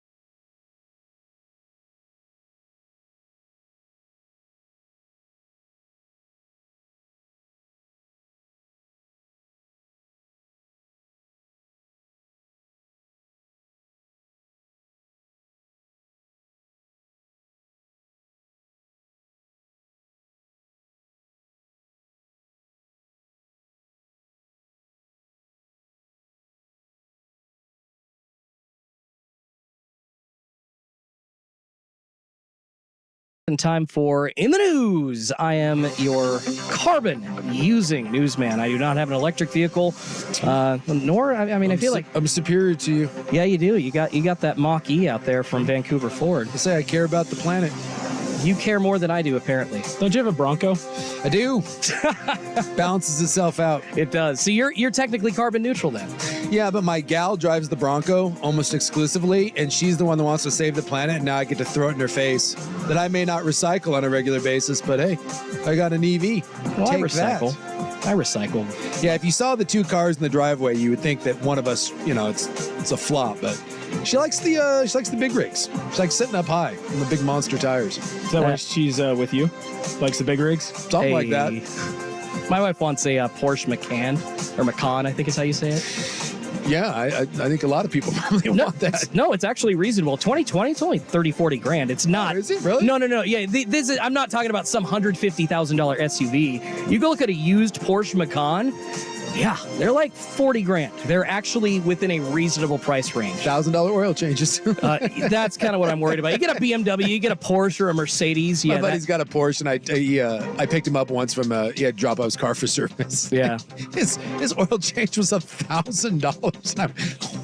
Oh, yowzers! No Jiffy Lube on that one. Well, I won't be carbon neutral if I'm driving a Porsche Macan. Good Lord. All right, it is National Wear Your Pearls Day here on December 15th. You've been talking a lot about clutching your pearls today, Suk. Do you wear pearls? Jock Peterson wears pearls. Okay. That was a thing. I don't wear I have one piece of jewelry. I have a necklace that I wear, and other than that, I can't do any jewelry. No Willie Ortner, no pearls for you either. No. If one day I'm ever forced down the aisle, we've already agreed that I get to do the tattoo. I don't have to wear the ring. Oh, that makes sense. Okay. Get a tattoo of her face. Something like that. Or just a ring. Might be a little weird. My hands swell, and when you punch and hit things and grab things, hands, you don't want rings. I can't. You wouldn't go one of those silicone rings? No, I'm not doing that. I'll just go ahead and, like I said, we'll throw a little tattoo on there, and we're good to go. That has been negotiated, because originally I was like, why don't I just wear a ring around my neck? But there's already a ring that is that's around there, and that was a non-starter. No, she wasn't okay with that. And I was like, what about a tattoo? And she's like, even better, because you can't take that off. That is true. Yeah, because I said, if I have a ring, I'm going to be taking on and off, and I'm going to lose it. So I was like, this you can't take off. And she was like, she liked that idea even better. So there you go. Not surprisingly, it is also National Ugly Christmas Sweater Day. No. Traditionally the weekend of a lot of holiday parties. I'm going to two myself, one tonight, one tomorrow. So Danny had a Jordan Christmas sweater the other day that I was very jealous of. Really? Like a Jordan brand Christmas sweater? Yeah, it was it was fantastic. It was slick. I had a Metallica one, but I don't know what happened to it. I think a girlfriend, like an old girlfriend, stole it or something. That's the worst part about breaking up, is they always steal like your favorite thing. The good stuff. I had a Sweet Master of Puppets Christmas sweater, and then it gone. That's on you, dude. Don't give that stuff up. You don't. They just they take it like on the way out the door. I take it back. I'm not getting Rossed here. I got a couple ugly sweaters, but I also, my favorite Christmas sweater to wear is, my wife has a matching one, and hers, it's the quote from A Christmas Vacation where it says, "Why is the carpet all wet, Todd?" Yeah. And then mine says, "I don't know, Margot." So, yeah, that's my jam. I don't own a Christmas sweater anymore. I thought about wearing it, but I just look too frumpy. So I'm on camera, so I'm all sensy now about like how I'm looking, and want to be all sexy, even though I know I'm not even close. Whatever, Schultz. But I can still try. Schultz, you put turn on the me sunglasses. Yeah, put on your sunglasses. Swag used to do it. Yeah, Swag wears sunglasses all the time. Put on your gym teacher glasses and just let that sex appeal radiate. Thank you, Will, for pointing that out. In the studio. Yeah, do it, man. Just own it. Oh my God. Maybe that'll be you rebranded from Jordan Schultz to Schultzy. Part of your rebrand should just be wearing wraparound Oakleys at all times. Inside doesn't matter. Cloudy and overcast doesn't matter. That's how we know Schultzy's in That's the right. When you no see sunglasses, when you see the blades come in, it's like Stallone and Over the Top when he turns his hat around. Just own that, baby. If I Make watch it part of the Schultzy brand. No, if I watched myself walk into a room, I'd laugh at myself. God. Oh my goodness. All right. Last and certainly not least, it is National Cat Herders Day. I didn't know such a thing even existed. I didn't know about cat herders. Sheep herders, yes. Maybe dog herders, but I didn't know that there were like groups of hundreds of cats you're trying to, and there's no way you could get 200 cats into one area. I'll tell you That's right- impossible all at the same time. I'll tell I you don't right now. know, dude. My neighbor's got a lot. I'm not a cat person, but if you've ever encountered a feral cat or tried to deal with a feral cat, dude, that thing is a killing machine. I don't care. Like, you do not screw around with cats that you don't know. Like, that's no. Yeah, you'll get scratched. Everyone's like, oh, cats are candy asses, whatever, dude. That thing is a tiger just shrunken down. Go pick up a cat sometime that you like that you don't know. See what happens. Have fun. Have fun and get a lot of bandages and some iodine because you're gonna need it because that thing's gonna claw the living what out of you. I think I'm trying to think. Like my cats, when I brought them home, like that they're not feral, of course. Like they scratched a little bit, but I got used to it. And then they fell in love with my wife and I, and then now everything's all solid. But You're a cat guy? What? I would have never thought that. We've got 2 cats at home. They're both Siamese cats. I'm shocked. One's named Pikachu. The other is named Eevee, both after Pokemon. Wow, you have cats named after Pokemon characters? I'd never. That is correct. Boy, I'm pulling. If my head woke up sewn to the carpet, I wouldn't be more surprised. All right. So Schultze's a cat guy. Will, could you? guess that wasn't on your guys' bingo cards, huh? No, I would have. I think I told Will already that I was a cat guy, though. I'm not going to engage in Soup's reindeer games.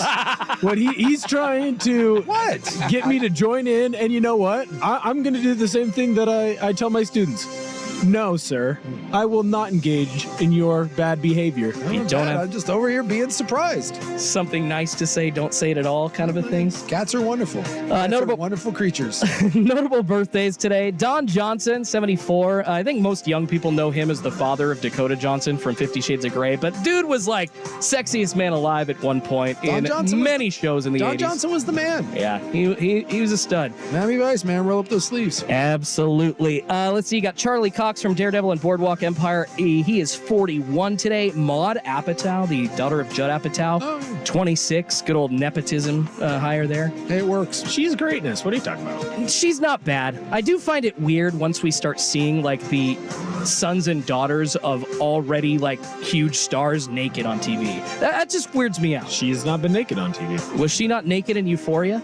You're thinking of the great Sydney Sweeney. Oh, I guess I am. Which Spokane's own. Sydney Sweeney. Let me tell you what, is I can't. hot. She's like 20. She is hot. So I can't. She's 26. Yeah, no, I she's can't not 20. I dude. can't comment on that because I'm an old man. But if I were to comment on it, dude, that's good from like 64.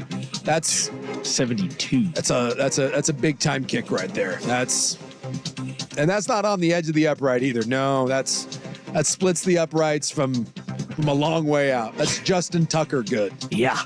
That's the longest field goal you've ever kicked in your life. All right, we'll tell you why the entire city of New York lost power last night. Also, how long would you wait to try the food at a new restaurant in town? That's next on a Schulte and Suk edition of Primetime, 1080 The Fan. Oregon.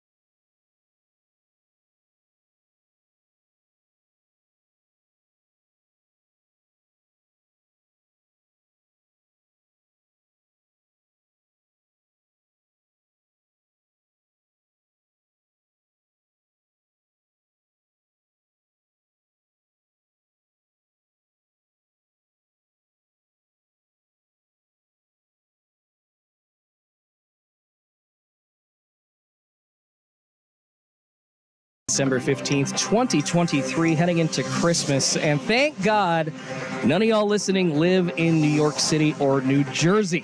This is from the New York Times. Late Thursday night, a momentary power outage rocked the entire city, causing widespread confusion and panic. Lights flickered all at once, but thankfully did come back on, and it was due to an explosion described by witnesses, an explosion and rising smoke at an electrical substation owned by their power company, Con Edison, their utility giant there. So an entire substation exploded, knocked out power for momentary seconds, not necessarily too big of a deal for people that are just sitting at home. But Souk, what went absolutely crazy all over the city were elevators that trapped people inside. Oh. And different kinds of services, thankfully, that weren't overloaded, but did have to get out very, very quickly to try and rescue some people in some hairy situations because of that. It was basically a citywide power surge because of that. So and it hit elevators, huh? yeah, that's weird. I don't know enough about electricity. I tried to find the reasoning in the story, but the reporting by the New York Times here wasn't that great. But essentially, yeah. So the flickering lights happened, and the power that was out for a second was able to go back to all of the houses and everything. You know, it wasn't like a massive citywide power outage like in Live Free or Die Hard, starting a fire sale, end of the world type of thing. But it was if you were trapped in an elevator. It's weird that you can turn the electricity back on, and then all of a sudden it still doesn't work in like the elevators or different things where people could be inside. That's like, weird to me. Growing up, I always thought being trapped in an elevator was going to be a much bigger part of my adult life because that seems to happen all the time. It's been a part of my life. You got stuck in an elevator? I got stuck in an elevator. Do not put 10 offensive linemen in an elevator. Will it break? It will get stuck, even though it was going down. We had that when, but it didn't get stuck. It opened on a floor and then the elevator started to sink. And like while the doors were open and everyone like just freaked out and started scrambling out, but no one got stuck. It was like a fat tsunami trying to like dive out, and then a couple people were left behind, but then it went to the floor below us, and then everyone was able to get off. Didn't the Blazers have this too? Like, they were trapped in an elevator at one point. And a couple guys and got stuck. Like a lot of them, either in a hotel elevator or it was some kind of like elevator at an arena or something. But yeah, I do remember that story. It's very, very, God, I think it was like less than 5 years ago. It was pretty recent. Knock on wood, or an elevator that you don't get stuck. Yeah, it looks like it caused disruptions for the Long Island Railroad as well. So it's just very scary, and just trying to think of an event like that happening here at home. You know, what would happen if there would be, some kind of crazy reaction from the public. But elevator wouldn't. You're going to be fine. The elevators don't fall. They have safety brakes. But the idea of like an electrical grid going out, like that stuff is real. Like you hear those reports all the time that we're like ill prepared for, like a terrorist attack. Yeah, I don't have a generator, brother. I got nothing like that. Like if it took out, like how you read those reports all the time, how easy it would be for someone to wipe out like power across the eastern seaboard or a gas line or whatever. And it's literally what they did in the movie Live Free or Die Hard. Yeah. Yeah, it's that definitely, everything's run on electricity, obviously. So, the idea of being without power for like 2 weeks or whatever, no cash, debit cards and, heat, no internet. No internet. Yeah. You have to listen to us on good old 1080 The Fan on terrestrial radio, baby. Except you have no electricity to plug in, so you better have batteries, which most people don't. Exactly. Oh, dude. Like, it would be like 2 days and people would be taken to the streets. It would be mass riots. I'm going to go hang out with Kevin, your old neighbor. Yeah, this made me think like, I have a stock of food already built up for like a month. If everything went to S tomorrow, my wife and I could eat for 30 to 60 days, just based on what we have in our house, probably more. But I don't got power. I got batteries, but this makes me think I have short-sighted my planning for disasters. And maybe I'm just going to turn into a disaster prepper now. I don't know. Dude, when I lived in La Center in the Mormon community up there, trust me, like that's where you want to go. Because those people, dude, they're ready and they're like they want it. Like they've been preparing their whole lives and they're like, God, I hope we never have to use this. Please give me a chance to use this. They're ready. They got food, they got water, and they got bullets, and a lot of them. It's like, let's go. I'm gonna have to start making some apologies then. Oh yeah, dude, I'm telling you, there's plenty of people up there. I'm not sure you want to go to their house. You'll probably catch a stray, but yeah, like I think that's a shoot first. I always love that. Like with the religious crowd, it's always like, Jesus, food, guns, Bible. You know what? The idea of like Jesus like shooting people for wanting food. I always like laughed at that. Like the apocalypse is upon you and like your neighbor like comes over like looking for something and you're like, get out of here, I got my guns. I missed that part of the Bible, but it's the New Testament. It's an Austin 316, sir. That is an Austin 316. It's like a country song. He carried a Bible and a 44 because that's what Jesus did. Jesus loved two things. He loved the Bible, even though it wasn't around, and he loved guns, even though it wasn't around. Love those two things. Love my Bible, love my guns. I bet you, really quickly wrapping up in the news, I bet you a lot of people that sound like that were in this very, very long 8-hour wait for the very first In-N-Out burger opening up in Idaho this week, Sook. So Meridian, Idaho saw the first In-N-Out ever into the state. Drive-through waiting times of up to 8 hours on its first day. Would either of you wait 8 hours? I know when the Salem In-N-Out opened, I probably waited for 3. You waited for 3 hours? No for a burger? chance. Yeah, but that was 3 hours was about my max. I'm like, I'm pretty much done. 8 hours. I can't believe you waited 3. I love it. I won't wait 3 cars. If there's a third car there, I'm out. Yeah, there is, and I mean this.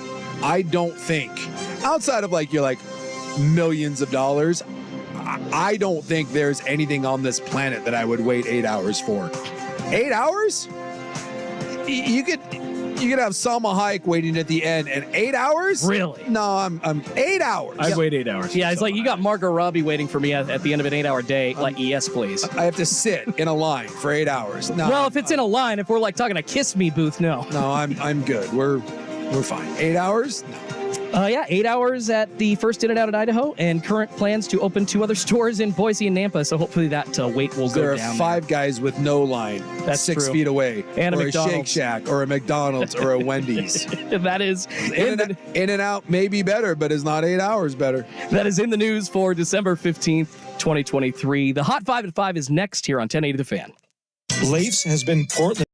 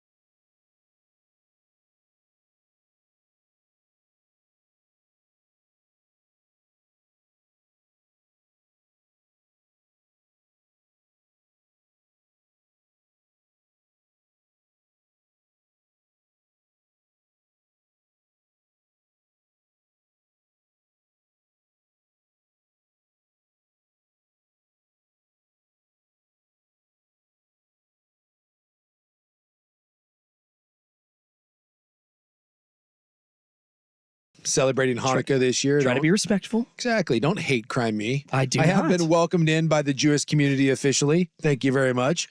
Dave has invited me and embraced me with open arms. He says that they need more people like me. So there you go. I've heard about him. He's a Goliath. I see what you did there. Well, He's a tall guy. That's what I heard. well played. Oh, good dad joke there, Will. Very busy Friday. Of course, it is Football Friday. Lots of football news. If you missed it, I don't think you have. Thank goodness, finally, the Chargers have fired head coach Brandon Staley and their GM. We'll get to that in the Hot 5 at 5 coming up next. The Club, of course, coming your way at 6.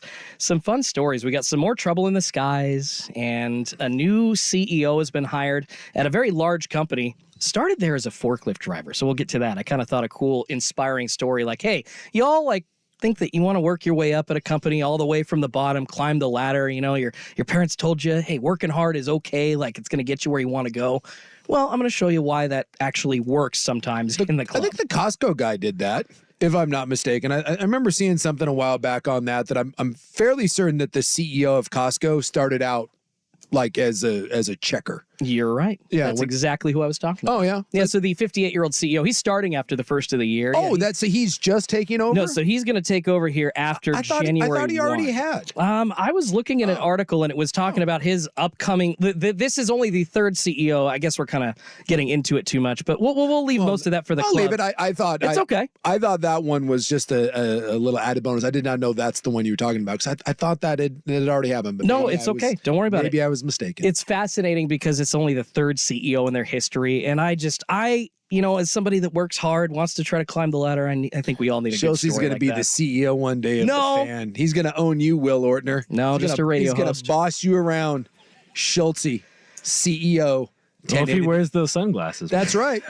Those are authority sunglasses. I can't say no to that. No, My when you authority put sunglasses on here. Let's pull these out. when you put on the wraparound Oakleys, The wraparound Oakleys that here. is an immediate authoritarian Throw sort them of on look for at in the look at news. look at There the- you go. Look There at you the go. presence right there. We got in the news glasses here. I can't even see in here. Instantly, I can't say no. Well, see, this is like they're UV, so I can't really see the screen. Yeah, the UV. Well, Yeah. You can't have that. I'm not sure that's gonna Maybe work. get some blue blockers while you're at it. I was gonna bring in a case of Coors Banquet beer, but then I realized we are on YouTube and TV, so like we can't just like drink banquets on camera unless I don't know the holidays You make can't? the rules change a little bit. I didn't think our boss would be okay with that. Oh yeah, I don't know how that works. That's what I'm saying. It's like usually you can sneak it in the past, and maybe even you got like a little chair or stool under the table and hide the drinks. I know many a broadcaster back to the 60s. I've heard rumors about Vince Scully doing that. I don't think we've rumors ever. about Dave Niehaus. I'm pretty certain that we've never hit it on this program. I don't know. But now the TV thing, I don't know how all that works. Yeah, no one's listening. No one's watching. We're fine. No, I was thinking, but I decided against it. But it is Christmas. Despite it being Christmas here in about a week, we do have a lot of news going on in the world of sports. So let's get right into the Hot 5 at 5.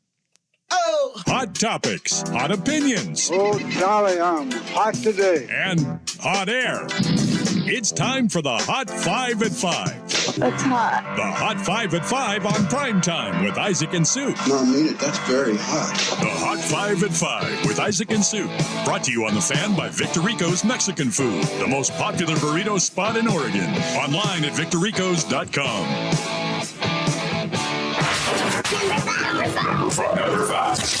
Number 5. Big Oregon Ducks news. Head coach Dan Lanning announcing today that both running back Bucky Irving and defensive lineman Brandon Dorless are going to play in the Fiesta Bowl despite leaving the team to head to the NFL. It's a commendable decision, Suk, but a risky one. I think I'm loading up on the Ducks in the bowl game against Liberty. I think Kareem Jackson opted out. I don't think he's going to play in it, but like everyone seems to be committing, even if they're leaving. So, dude, getting Bo Nix and Bucky Irving in this game, dude, the Ducks by like 30. They're going to roll Liberty. And yes, it is a risky move, and I think there's going to be limited workloads. I would assume you're not giving Bucky Irving 35 carries. Like Bo Nix isn't going to be playing past the first half is kind of what you're saying. We'll see. We'll see how it goes, but I would like to think that there will be a somewhat conservative game plan. If you're Bo Nix and you go into this game and you treat it like Justin Herbert in the Rose Bowl and you're running downfield, No, man.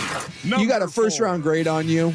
Yeah, you want to win the game. Yeah, you want to play with your teammates one last time. Take care of yourself. Oregon is only a 17.5-point favorite in that one. I know. With everyone playing, I'm with you. I'm a little saucy right now on the Duckies. I would absolutely go put the house I don't own on that. Not the entire house, but maybe half of it. I think that's a tasty line right there. All right, moving on to the NFL. The Seattle Seahawks are hopeful for the return of Geno Smith and Devin Witherspoon for Monday Night Football. Head coach Pete Carroll says that Geno feels really good after missing their game against the 49ers last week. He was warming up before the game, and they said he wanted to go. And they made the decision not to. So I would be surprised if Geno didn't play. And by the way, it's a big game for Seattle. Huge. Well, Philly is floundering a little bit. Yep. And so seem a bit vulnerable. And when you look, obviously they're not winning the division. No, but one of the many 6 and 7 teams in the league. Absolutely. And this is a big deal. This is an absolute big game here for Seattle. You win this, and you are right in the meaty thick of this whole thing. Yeah, and Witherspoon had been down with the team had called it bruised ribs. They thought that he had suffered a lower back injury when he played the Niners, but if they're going to make the playoffs, that tiny chance that they've got, they need Devin Witherspoon. Green Bay, Rams, Seattle, Atlanta, New Orleans, all 6 and 7. There's a big difference between being 7 and 7 and being 5 and 8. Also, not good news for the Chiefs today. Running back Isaiah Pacheco, surgery on his injured right shoulder. He's not going to play this Sunday against the Patriots. The team does hope to have him back, though, very soon. Yeah, same surgery he had in the offseason. Yeah. And so this isn't like a major labor. It's cleanup. Think about like when you get a meniscus clipped. He'll be back in 2 weeks. 10 days. I've seen guys have surgeries like this and play literally 8 or 9 days later. I would assume they'll be a little more cautious, but he won't be out for more than 2 weeks or so. I would assume. On to baseball, Shohei Ohtani, number 3, officially introduced as the Los Angeles Dodgers' newest star player. One of the more interesting things to come out of his press conference when he was introduced in LA, the fact that his torn UCL, Suk, not repaired with the usual Tommy John surgery. His agent said there was no name for the surgery, and it makes the $700 million investment make a little bit more sense, I would say. Brock Purdy had some sort of different surgery on stabilization. I don't know what it's called. Well, remember, this is his second one, so exactly. We'll see. He's not going to pitch next year, but in 2025, we'll see how it goes. Number 2, the Washington State Supreme Court has ruled in favor of Oregon State and Washington State in their fight to control the Pac-12. The court lifting the stay that they had implemented back in October. So what that means, essentially, the Cougs and the Beavs have control over all the monies and all the decisions in the Pac-12. The other 10 teams are pissed. Well, and we'll see what happens because they can still appeal this, but I mean, as of right now, the control, not just going forward, but the control right now, including all the money that was supposed to be distributed this year, is controlled by Washington State and Oregon State. So the question is, how spiteful do you want to be? Is this do you come to the table with a bargaining chip? I mean, this is a big deal for Oregon State and Washington State because this isn't just future. I mean, you now control like an extra $100 million from this year that you have in the coffers that seemingly right now you can spend at your discretion. So this is a big deal, and I want to see if the other schools continue to fight this, or if it's over and they take their losses and walk away. It's a big win for both schools. It'll be interesting to see how they want to be perceived by others around college football and the Big 12, who I'm assuming both would like entry to. And number 1, of course, if you have not heard, the Los Angeles Chargers have fired head coach Brandon Staley and general manager Tom Telesco. The team went 22-24 under Staley, missed the playoffs in an almost guaranteed tie with the Raiders, gave up a 27-point lead once they were in the playoffs to the Jaguars, and now becomes the second Chargers coach to be fired. Mid-season joins Kevin Gilbride back in 98. Linebackers coach Giff Smith, the interim. It was great. The halftime interview when they were down 42-0, that's outstanding. I believe the question was something along the lines of, Coach, 42-0. How do you feel about that? Well, God. And then in the post game too, when he said, NFL teams have these kinds of games sometimes, that is dead wrong. So according to Charles McDonald from Yahoo Sports, he gathered this info. Since the 1970 merger, there were only 9 games in which a team scored 60 points. So this one that happened last night was the 10th game in NFL history. To be fair, these games do happen, and as he was correct, and people get fired because of these games. We all knew he was going to be fired by the end of the year, and when they got down 21-0, and by the way, the Raiders took the first their first possession, scored, and then the Chargers fumbled, score, fumble, score, 21-0. And I sat here and I said, dude, does he survive the weekend? And then when they were down 42-0, I said, does he survive the plane ride home? And the answer to that question was no. I mean, there's no way you survive. And the GM, took the fall as well. I mean, there's just no way that game gets just about anyone fired, because the only way that happens is your team quits on you. Now, I'm looking here at Dean Spanos, the owner, the Spanos family. Of course, Dean really only has control because his daddy owned the team and then died and passed it along to him. I don't view Spanos like as bad as a Dave Tepper for the Carolina Panthers, but I guess simply put, Suk, how stupid is an organization now? The third coaching hire, 10 years running, you can't get it right for a decade plus? It happens all the time. I guess. Look, when you have bad ownership, it starts there, and they have bad ownership. But look, let's not act like that the Chargers have been an absolute dumpster fire. They haven't. They've had winning seasons. Yeah. They just haven't had the right guy probably since Marty. Yep. And like those teams, like how they didn't win a Super Bowl is beyond me. So that's the weird part about the Chargers is they've had good rosters. They have a good roster now. I mean, this isn't a bad job other than you have a disastrous ownership situation. And here we go again. Find a good GM, find a good coach, because the roster is outside of some salary cap issues that they have. This roster is ready to win, and it's ready to win now. It's a fairly attractive job. It is. Outside of crappy ownership. Yeah, if you asked any young, like up-and-coming head coach, or even like a Bill Belichick, it's like, who do you want at quarterback? Justin Herbert would be in the top 4 or 5 names. Like, he has to be. Sure. That's a great weapon you've got. All right. I want to talk more about this, but we're running out of time. The Hot 5 at 5, brought to you by Victor Rico's Mexican Food, the most popular burrito spot in Oregon, online at victorricos.com. Moving on. This is a funny one. Have you ever wished you could buy tickets to an NFL game for just $1? Sure. Hell yeah. Let's go. Well, now you can. That's next here on a Schulte and Suk edition of Primetime, 1080 The Fan.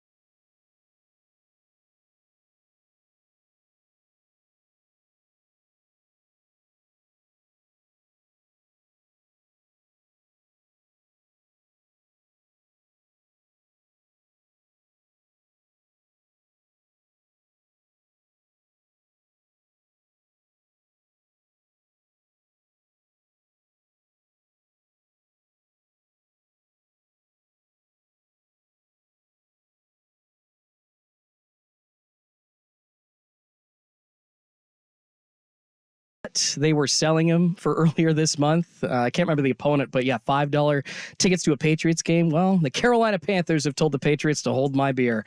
Tickets to this weekend's game for the Panthers against the Atlanta Falcons are going for low as 45 cents on the secondary market. 45 cents per seat. Is that on StubHub? Is that what, because there's some, like the ticket fees are going to be like $20. They're going to make it a little bit more, yeah. I'm going to look up. I'm going to StubHub. And see, I looked on StubHub. The lowest was 13. So this was, I found the story was on SB Nation, and it's from a tweet, Commander Ray hashtag on X.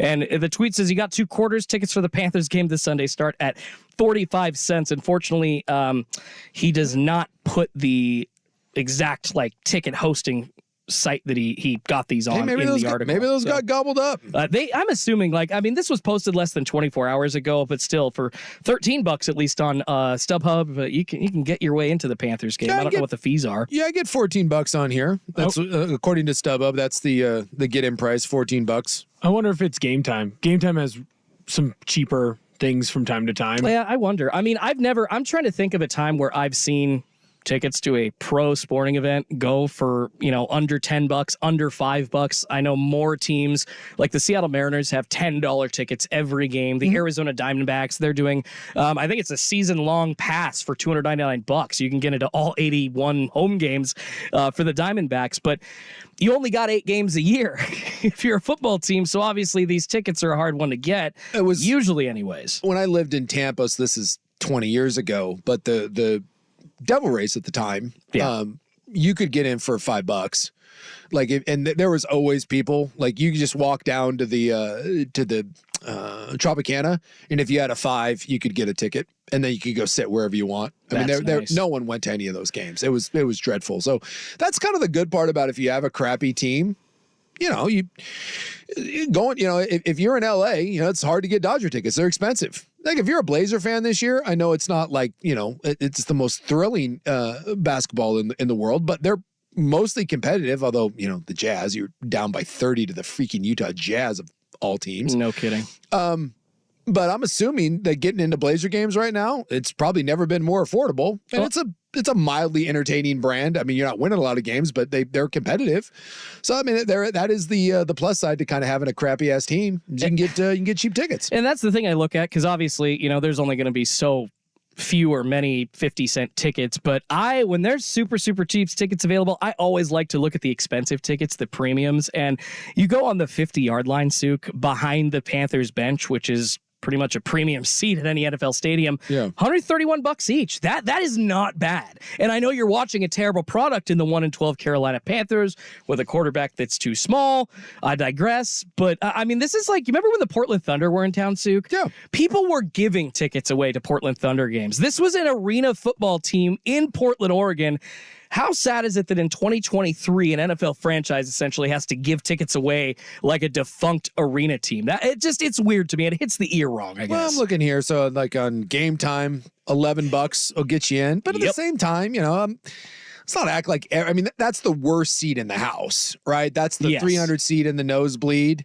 Possibly a view obstructed seat. Yeah, I'm looking down here. I mean, for a good seat, you're right. It's $80. That's so cheap for an NFL game. Well, yeah, I got a buddy of mine that's got season tickets, and I post him sometimes on my Twitter account for him. And he doesn't sell on. He's not the most tech savvy guy in the world, but he's got courtside seats behind the Blazer bench, literally right behind the Blazer bench. Yep. And he's like, "Hey, will you put these out for me?" And I'll put them on Twitter. I think last night, he was trying to sell his Jazz tickets for $100 a pop. That's a good. Are these the service seats? You get stuff brought to you, the black line seats? Yes, or the red ones? It is the seats behind. If you're talking about the waiters are coming up to you, that's a good price per seat. $100. For again, it was the Jazz, but if you've never sat courtside before, I get it, it's the Jazz and the Blazers, but for $100, it's like I said, if I'm a Panther fan and I've been a diehard Panther fan, and it's $100 to sit in the third row at the 35-yard line, yeah, and I'm just a regular dude, I'll never probably be able to do that again. Why not? I would hope that there's some Panthers fans, like kids especially, that are getting, like a card with some tickets in there. Dad and mom buying some awesome tickets that they Christmas. normally wouldn't be able to afford. Yes. It's the way that it goes. Well, my daughter lived in Chicago, and she lived there when the Cubs won the World Series. Yeah. And I'd go visit her. Dude, even the nosebleeds. Yeah. Out there in Wrigley, dude, it was tough. You have to pay out the booty. Oh yeah, dude, that was not. I hate that. That was not a cheap ticket. But we're out there, and it's you're visiting her, and so it's like, hey, we'll go out. But yeah, it was brutal.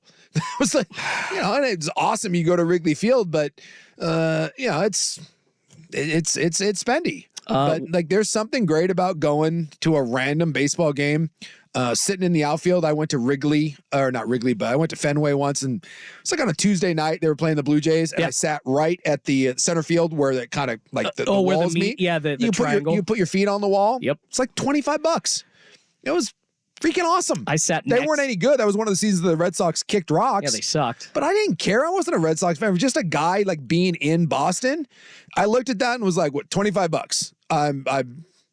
I'm sitting with my feet up on the wall. Let's go. I sat next to pesky pole for like $50, and I was able to put my legs up. I mean, it was awesome. I was and that was obviously at Fenway. And then my last and favorite memory of Damian Lillard was last preseason when he was still a Blazer. I actually caught courtside tickets for about $120 a seat. Yeah. And yeah, my wife and I were able to go down, get the service, and see Dame up close. It was preseason, but now that he's gone and he's a Buck, it's one of my favorite memories. It's very cool to get to see stuff like that, and for most of us, it's just not a thing. Like, most of us don't have $1,000 to drop on a seat, and so when those just try to look on the life of Brian, look on the bright side of life. Absolutely. When your team sucks, enjoy the value, because if Carolina in 2 or 3 years is a Super Bowl type team, you're never seeing that. You ain't getting in for $11. You're not sitting 3 rows up for $60. So yeah, moral of the story: go grab those cheap seats when your team has them. It'll still be a fun experience, even if your team sucks. All right, let's get on to some story time with Joey Harrington, among other things. I did want to ask him about the mindset of college players going into bowl season, and if bowl season is going to change going forward with the NIL. But first, here's Will with SportsCenter. This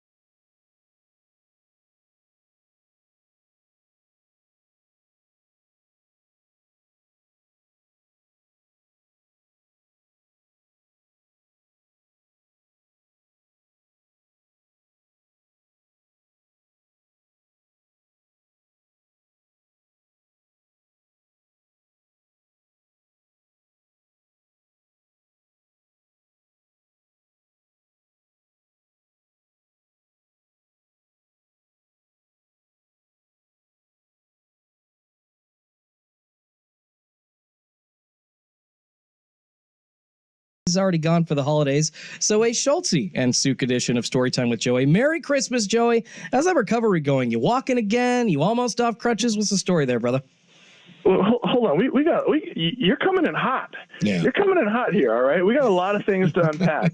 We're going straight to, like, the best friend. I immediately thought of, like, the wolf pack in The Hangover. Like, you're my best friend, and we're best friends, and we're never going to leave each other. Like, wasn't that the song or something like that? It's like that. Well, you got to remember, Schultze is he's like a little puppy, and when he gets a chance to come play in the yard, he gets a little excited. He's wearing his Oregon Duck hoodie for like the 17th straight day. I think he's got like a fat head cut out of you on his wall. It's a whole thing. He's very excited right now. Not quite a fat head cutout, but I did cry when I couldn't get your autograph when I was 12. So I will admit that.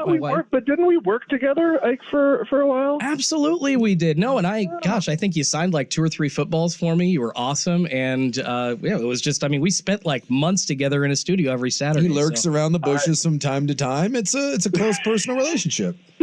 I'd rather be like invited to your holiday parties, but I'll take what I can get. So hanging out in a studio with you years ago is fun. It's so funny. Like it's with Emily having essentially to take care of me for like the last 2 months. Our holiday partying, planning, hosting has taken a significant back seat, and it's a pretty limited schedule this year for the Harringtons. We're laying pretty low. Well, I will tell you that I have infiltrated the Harrington inner circle, in that I have secured an invite to a direct neighbor of yours who, we will not reveal names, but I have been invited next door. I have been invited to a holiday party next door to the Harrington clan. So again, just be prepared at some point during this holiday season. This whole lurking in the bushes, the call may be coming from in your house. You're going to be hanging out and there's a knock at the back door and it's me.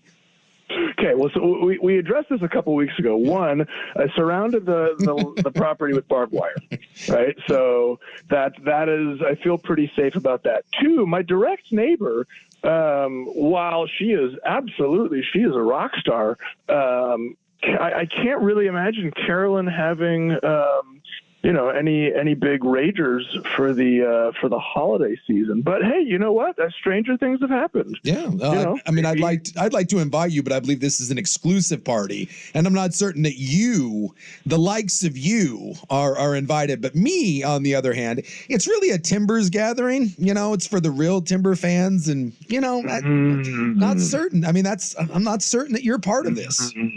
Well, you know what? I'm going to bite my tongue and subscribe to the philosophy that if you don't have anything nice to say, don't say anything at all. You know what I'm going to do, Joey? I'm gonna do you I'm gonna see if I can get you an invite. I'm gonna see if I can pull some strings and be like, look, I got a friend. You might know him. He's kind of lonely. He's been laid up for a while. Not a lot of friends. Got hit by a car once. Speaking of which, and Schultze just asked me, I'm walking, baby. I am mobile. Yeah. As of Wednesday, it is. I thought. Remember the scene in Willy Wonka when he comes walking up to the gate and his cane gets stuck and then he rolls forward. Yeah, that was me on Wednesday morning coming down the stairs for breakfast. It was like one crutch, and then drop it and just go full straight like Simone Biles, somersault and backflip into the kitchen. So are we walking with a limp, or are we full on, cruising here with some power walking? Well, let's just say if I was walking anywhere near Don Pelham, former linebacker coach, he would look at me and he'd say, "Are you limping or are you pimping?" I get that all the time. I have like a permanent limp, and so people always ask me like, "Why are you limping?" And I'm like, I don't know. I just limp. It's just Did you play 30 years of football? Play 30 years of football, then come at then I can tell you. Yeah, I just limp. I don't know what to tell you. I feel like that's an indicator. Yeah, former NFLers or former 20-year football players. Are you limping? That guy played football. There's really no other sport I think you can say that about. Well, kudos to you for being off the crutch and right in time for the holiday season. So it's the best time of the year. There you go. It is the most wonderful time of the year. Now, Harrington, holiday family traditions happening at the household, despite no real parties happening. I mean, I know you sound really happy. Like, I'm sure you're happy because you're off the crutches, but it's Christmas. It's my favorite time of year. Sounds like you're enjoying it. What are you planning for next week, or hosting any family or at least a couple of people over at the Harrington household? You know, I think we're going to kind of do that. Let's just let the moment come to us. Yeah. We got a family thing this weekend. You know, of course, we have the Christmas Eve with Emily's family, and then Christmas night with my family. But, you know, kind of in between, we're just gonna ride this season and just see where it takes us. There's nothing the Harrington house does very well. Like, we're usually pretty significant planners, but we're just going to kind of go with the flow. There's nothing wrong with that. That's me. I'm more of a leaf on the water sort of thing. And you know what? You'll stumble into holiday gatherings. You know, things will happen. People will show up. You'll go places, and it's better that way. It's very organic. It's part of the Christmas. Although this year I'm exclusively celebrating Hanukkah for some reason, so it's to turn it over. And I'm trying to cover all my bases that way. Like, I figure at the end of my life, at some point, I will have celebrated everything, and it's kind of like just covering my backside. So this year it'll be a Hanukkah celebration. But yeah, you just kind of Is this a conscious choice? Is this a familial, like, family? Is this a lady friend? Is this, you know, no? I've been planning on the deathbed repentance for a long time, but then I kind of got to thinking, what if I don't get that? So I want to cover my bases now. So I'm thinking, like, each year I just celebrate like a different faith, and then, like, by the time I'm getting towards the end, I got my bases covered. Whatever happens at the end, I'm like, I got this. Yeah. Remember, like, 2024. Yeah, I'm there. So I'm exploring the studio space.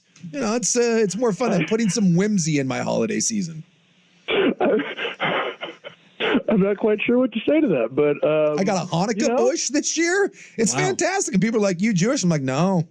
Are you going to be? No, I'm just, it was on sale. I got it on, like, Amazon. Okay, I'm really intrigued here. Tell me about your 8 crazy nights. Like, what's in store for Big Souk here? Menorahs all over Souk's house. My God. You know, we're just, there's this little place by me, like the Jerusalem Cafe. So I had some of their, like, holiday wares. I got myself a menorah, like a little light up menorah. I'm doing a whole thing here. You know, just why not? Are you going to temple? Or are we? That's a bridge too far. Maybe if I'm invited, I don't know where one is, but again, that's part of the holiday whimsy. I'm just letting it happen. Maybe I will. Maybe at some point someone's like, "Hey, come out," and I'm like, "Yeah, why not? I'll go check it out." And then next year, maybe like a pagan winter solstice. Although I've been doing that for like the last 15 years. But I don't know, like a Kwanzaa thing or so. I don't know. Let's do some different stuff. Let's mix it up. If you're looking for a temple invite, I think I got you covered. Yeah, I think I could set that up for you. I'm on. Let's do it. It's so funny. I've been watching. I get into the holiday Christmas movies on the Hallmark Channel. Like, I can't get enough of the sappy love stories. Are you one of those people? I am. He is. That shocks you. Look, I'm rescinding that best friend song. Dang it. I mean, seriously. Well, like, you're a Hallmark Channel guy? Yeah, but I'm the entire holiday spectrum. I love Bad Santa too. It's not like there's one section of movies that I don't want to watch, or like there's something too bad or too raunchy for Christmas. There's one section of movies that I don't want to watch, and it's anything that's on the Hallmark Channel. Yeah. And that is like, I don't know, like that. Souk, where'd we get this guy? Like, I'm having some severe, like, buyer's remorse at the moment. Yeah, I'm telling you. Once you get to know him a little bit, the holiday Hallmark thing, it's the least shocking thing of all time. It's just on brand for me. Yeah, Schultz is like Olaf from Frozen. There's a lot of magic and Christmas cheer inside of him, and he wants to live in that world. Which is all great, which is fantastic and wonderful, just not in the Hallmark. So, Schultz, top 5 Christmas movies. And if you say one that is on My absolutely not. We are going to fight.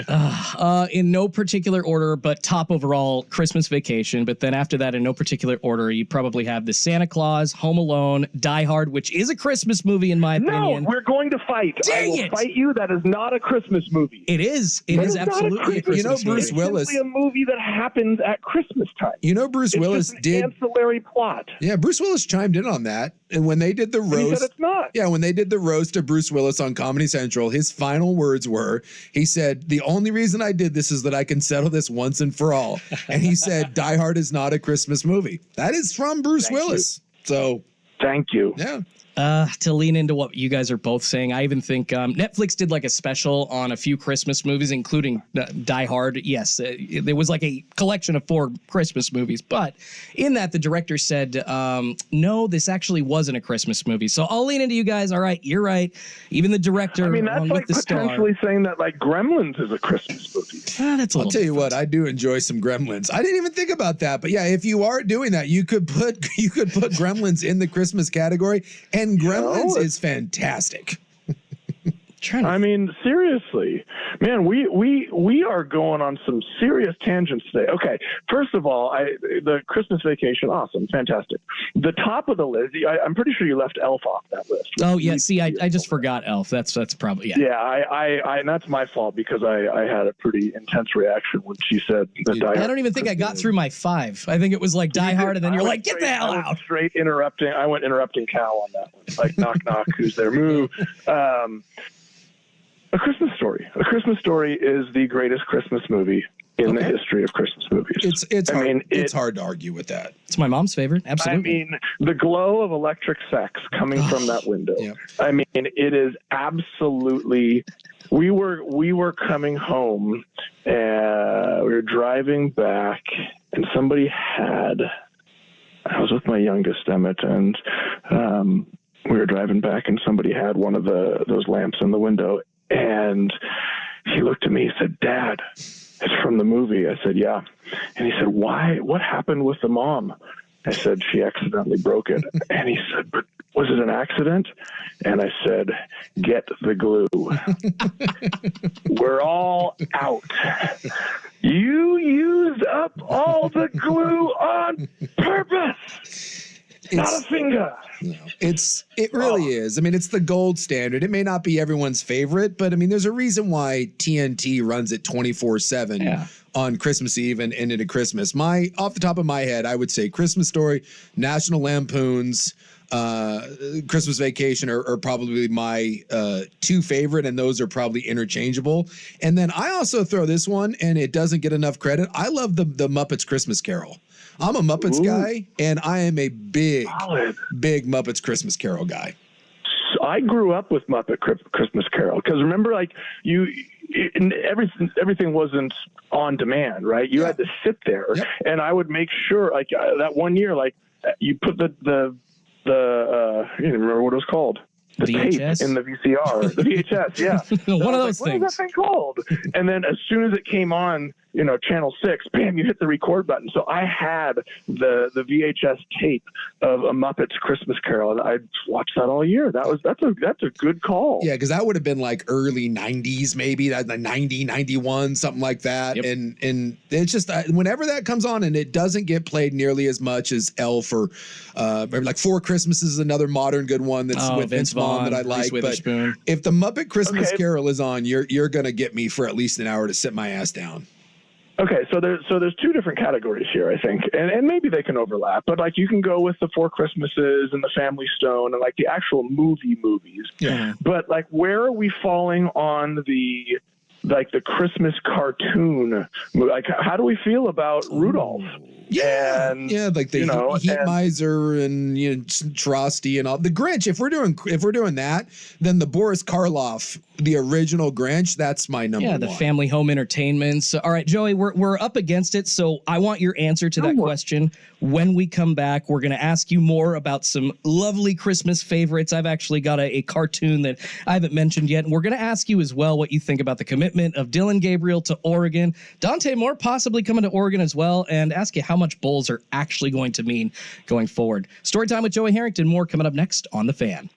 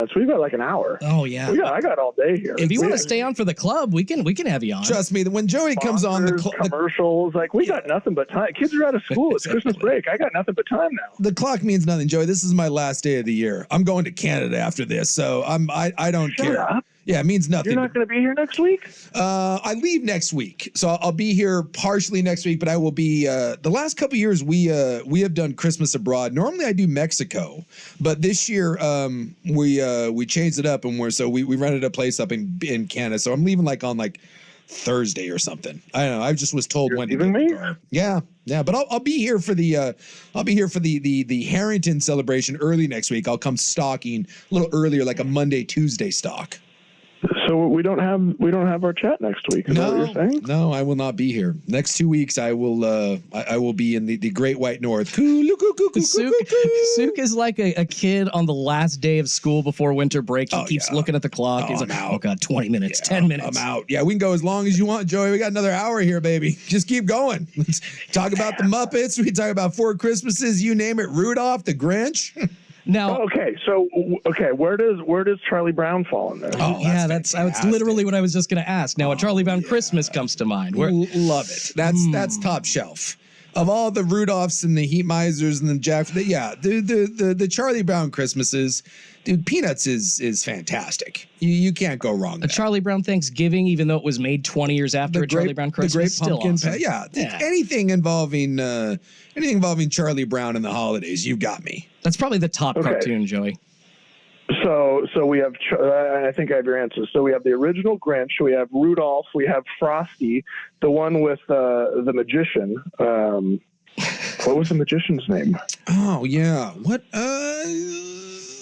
And the little girl's name was Karen. I remember that. I know of what you're speaking. I can't. Professor something or other. Yeah, Frosty Magician. I gotta find it. Yeah, and they puts him in the boxcar and tries to freeze him to death. It's a bit morbid there, you know. Oh yeah, well some of those old ones they can get a little dark. They can get a little sideways on you. Yeah. Okay, so if we're going Grinch, Frosty, Rudolph, you're choosing. Both of you are choosing Charlie Brown Christmas. Charlie Brown Christmas would be 2. Grinch 1 for me. Charlie Brown Christmas 2. See, I go opposite, and then probably Frosty, and then Santa Claus is coming to town after that. Although I don't know if that's a cartoon, but it is still. I mean, it's like stop motion, kind of what Elf is based off of. So I'll throw that in there. And then my number 5 is Grandma Got Run Over by a Reindeer, a much later produced. I think it was 1998. They run it on the CW every year. That's like a show? Yeah. So they literally took a song. It was what's the group? Not In Sync. Grandma got run over by a reindeer. Well, a guy's name is Elmo that sings it. Some dude named Elmo that sings it. But they made him make a show for an hour based on that song. So that's actually one of my favorite Christmas specials to watch every year. Also, so random, I'm gonna have to check that out. Yeah, I think you can find it online, but it'll be on the CW tonight. It's been on every single week, so go look for that. But gosh, we could talk Christmas movies all day, Joey. I kind of want to get a little bit of duck business taken care of before we get out of here, though, for the holiday season. All right. Yeah, it's bowl season. If you're not in the CFP, nobody cares, right? And that's actually a great place to start before we talk about Dylan Gabriel and get out of here.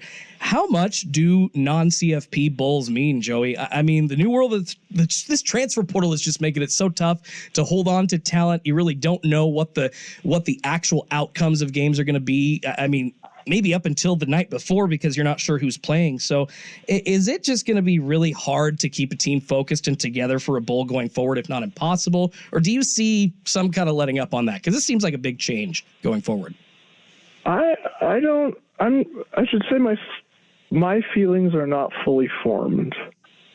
And a lot of the things that I see, I immediately question and say, why is he doing that? And then I think about it and say, well, that's kind of how the rules are set up and college football is changing. And then I say, well, I'm not sure I really like that. And then I say, stop being a stick in the mud and stop screaming at clouds and you adapt or you die. And, we've already discussed that, college football is a completely different animal now. So I don't know what the right answer is.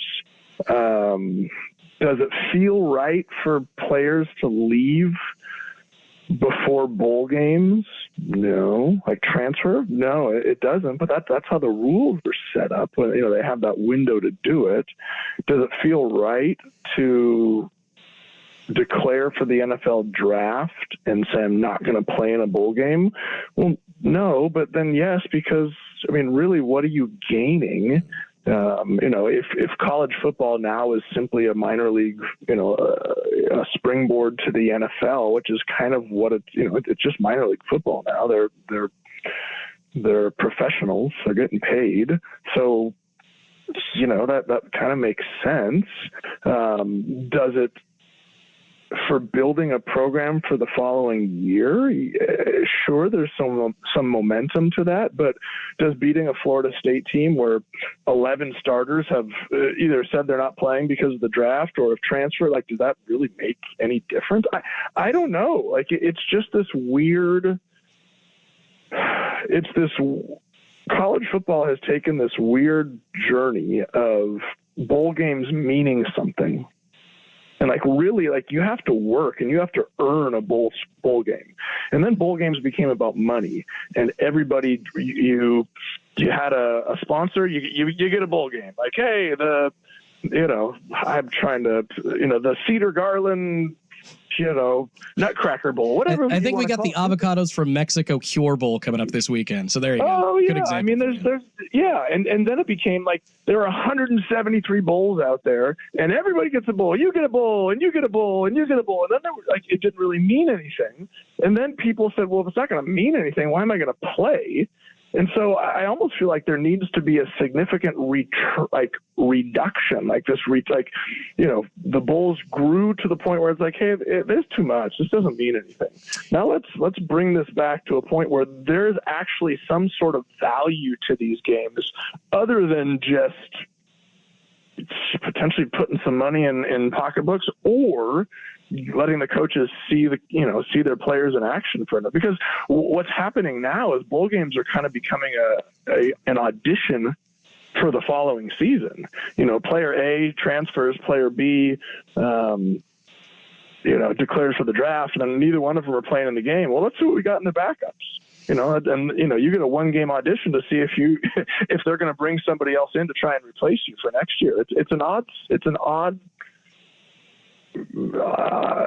What's the word I'm looking for? Bowl games have become this odd thing. How about that? I think I saw, and this was a week ago, so the numbers may have increased, but as of last week, it was 412 kids are not participating in teams bowl games because they've entered the transfer portal. There was 40 something that weren't participating in bowl games because of declaring for the NFL draft.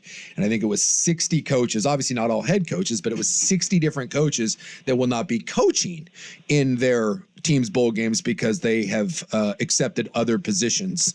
So, you start doing some math on that, and you're right in that when you are playing Florida State or you are playing Notre Dame, you're really not playing Florida State and Notre Dame. You're playing whatever the holiday version of it is, but that's not the Florida State team. If Florida State beats or loses to Georgia, this isn't Georgia and Florida State. It's not the one that you would have seen had you gone to the playoff. It's not the one you would have seen had you played week 8. Well, let me ask you this question. You mentioned Notre Dame. Does Oregon State even have a quarterback? Yeah, they got Gobranson, who I don't think has taken a snap all year, if I'm not mistaken.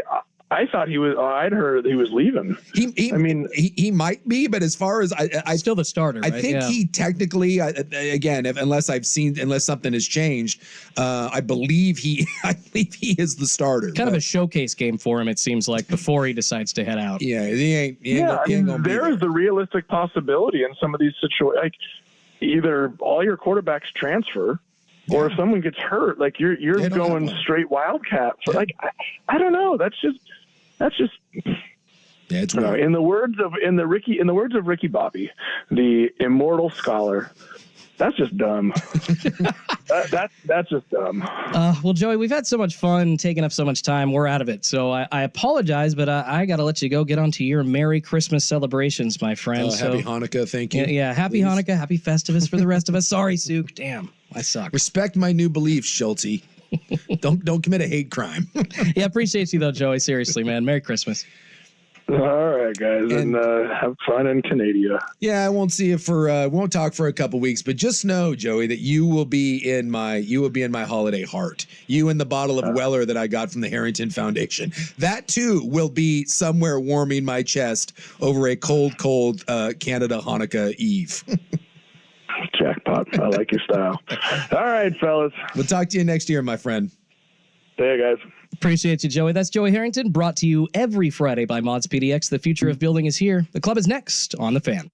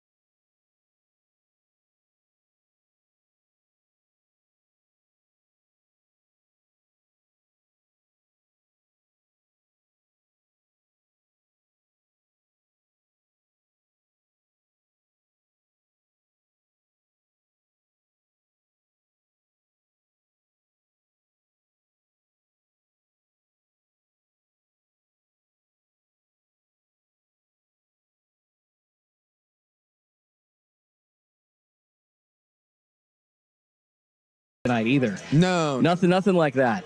And we know who the true singer is on this station, and that is one Isaac Everett Robb. I mean, he just beats us all, frankly.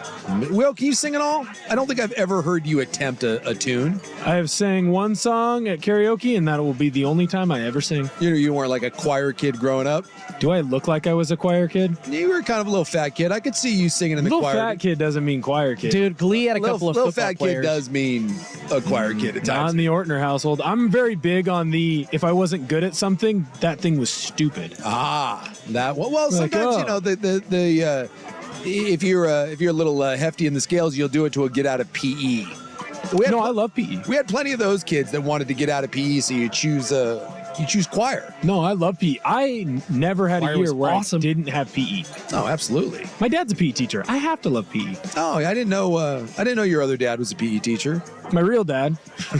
PE was The one I awesome love. for me because it was South Salem High School's head basketball coach, Rick Havercroft, at the time. So he was also our PE teacher, made it very fun. I mean, we mostly just played dodgeball, basketball, or just went outside and played softball. It was literally those three sports always. That's the best part of school. Not for some. For some, it was probably like their nightmare fuel. But You're right. for a lot of people, PE, it's like the one thing. Like, you're not, like, little boys are not meant to sit in a class for like 6 hours straight. No. It's like, hey, I wonder why this kid's on Ritalin or whatnot. Well, let the kid move a little bit. Yeah, let's let them go run around recess, anybody? That's why you have two different recesses. We had one 15-minute, one 30-minute recess as a kid. Do they still have recess? Is that still a better. thing, or did they Yeah, boot of course. recess? I mean, it's 2 recesses now. Back when I was growing up, you had 3. You had 3? Yeah. Is that including lunch? Well, you have lunch and recess. That's one recess. Yeah, it's one recess. Then you have the end of the day, and you used to have the beginning of the day. Yeah. Now, it's really just 2. Depends on the school district. Some go 20 minutes. Some go 15. That's all recess is? You said 15 minutes to just run around outside? Depends on the school. Like Hawkinson, I think it's 15. Ridgefield's 20, I believe. Boy, I am so, like, that is one of those, the older I get, and you guys will get there, like, I couldn't even begin to take a guess. You could have told me any amount of time there, and I would have been like, oh, yeah. I mean, I was in elementary school 40 years ago. I have no idea. I couldn't even, like, 15 minutes seems short to me, but then I'm like, wait, how long were my recess? I'm like, I don't know.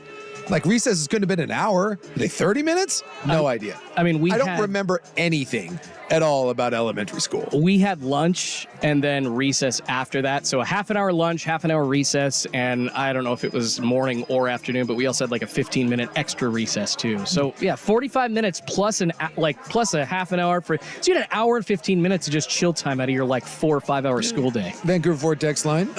We at Riverview Elementary, home of my elementary days. I was a Riverview Roadrunner. Oh, there you go. You said they have the morning recess and then the longer lunch recess. The only thing I remember about recess at all in elementary is at the lunch, there was a stupid little flag, like a thing in your lunch table.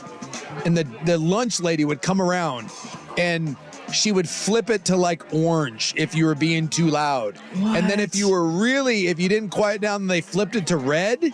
And then you had to put your head down on the table and you didn't get to go to recess.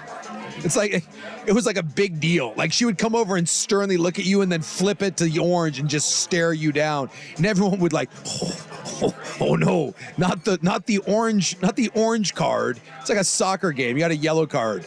And then they would like hold you in for like 15 minutes of recess if you got the red card. I'll tell you what, as a substitute teacher, I make sure my students get all of their recess time. There is no late to recess. Good. A lot of early. See, that's why substitute teachers are the best. Look, listen here, Mr. Ortner. You don't want to teach us. We don't want to learn. Let's do us all a favor and let me get out there on that kickball field. Let's go. Chop, chop. I teach some life lessons in my class. Well, you should. A busy club tonight. We got a lot. I thought I'd bring some McDonald's news in because I'm the McDonald's bro of the show now, apparently. So I didn't think that I was like a hot McDonald's taker, but apparently just trying to defend that you can buy a meal for a bit cheaper than other fast food places. That makes me the McDonald's king. Josie, we just appreciated that you were very passionate about McDonald's. Absolutely. Like every time we do something together, we learn a little bit more about you. And so far, we've learned that you love team gear. Yep. Wraparound Oakley shades. Damn right. Cats. Yes. milkshake coffees. Strip clubs. Add that in. He's trying to slip in the strip clubs. And that was the whole thing 2 weeks ago. It's a nice array there. It's a good dossier. It's a solid folder right there. Well, yeah, we got a good McDonald story. Another great rise up the ranks. You kind of brought it up in the 4 o'clock hour, but from forklift driver to CEO, we'll tell you what company that's happening at. Some more drama in the skies. Pornhub released their most popular categories in 2023. Yeah, they all do. They have to do the wrap up.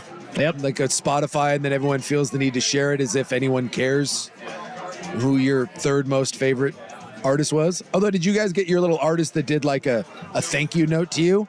That was new. Oh, that's stupid. But like on Spotify, like a bunch of the artists did like a little video.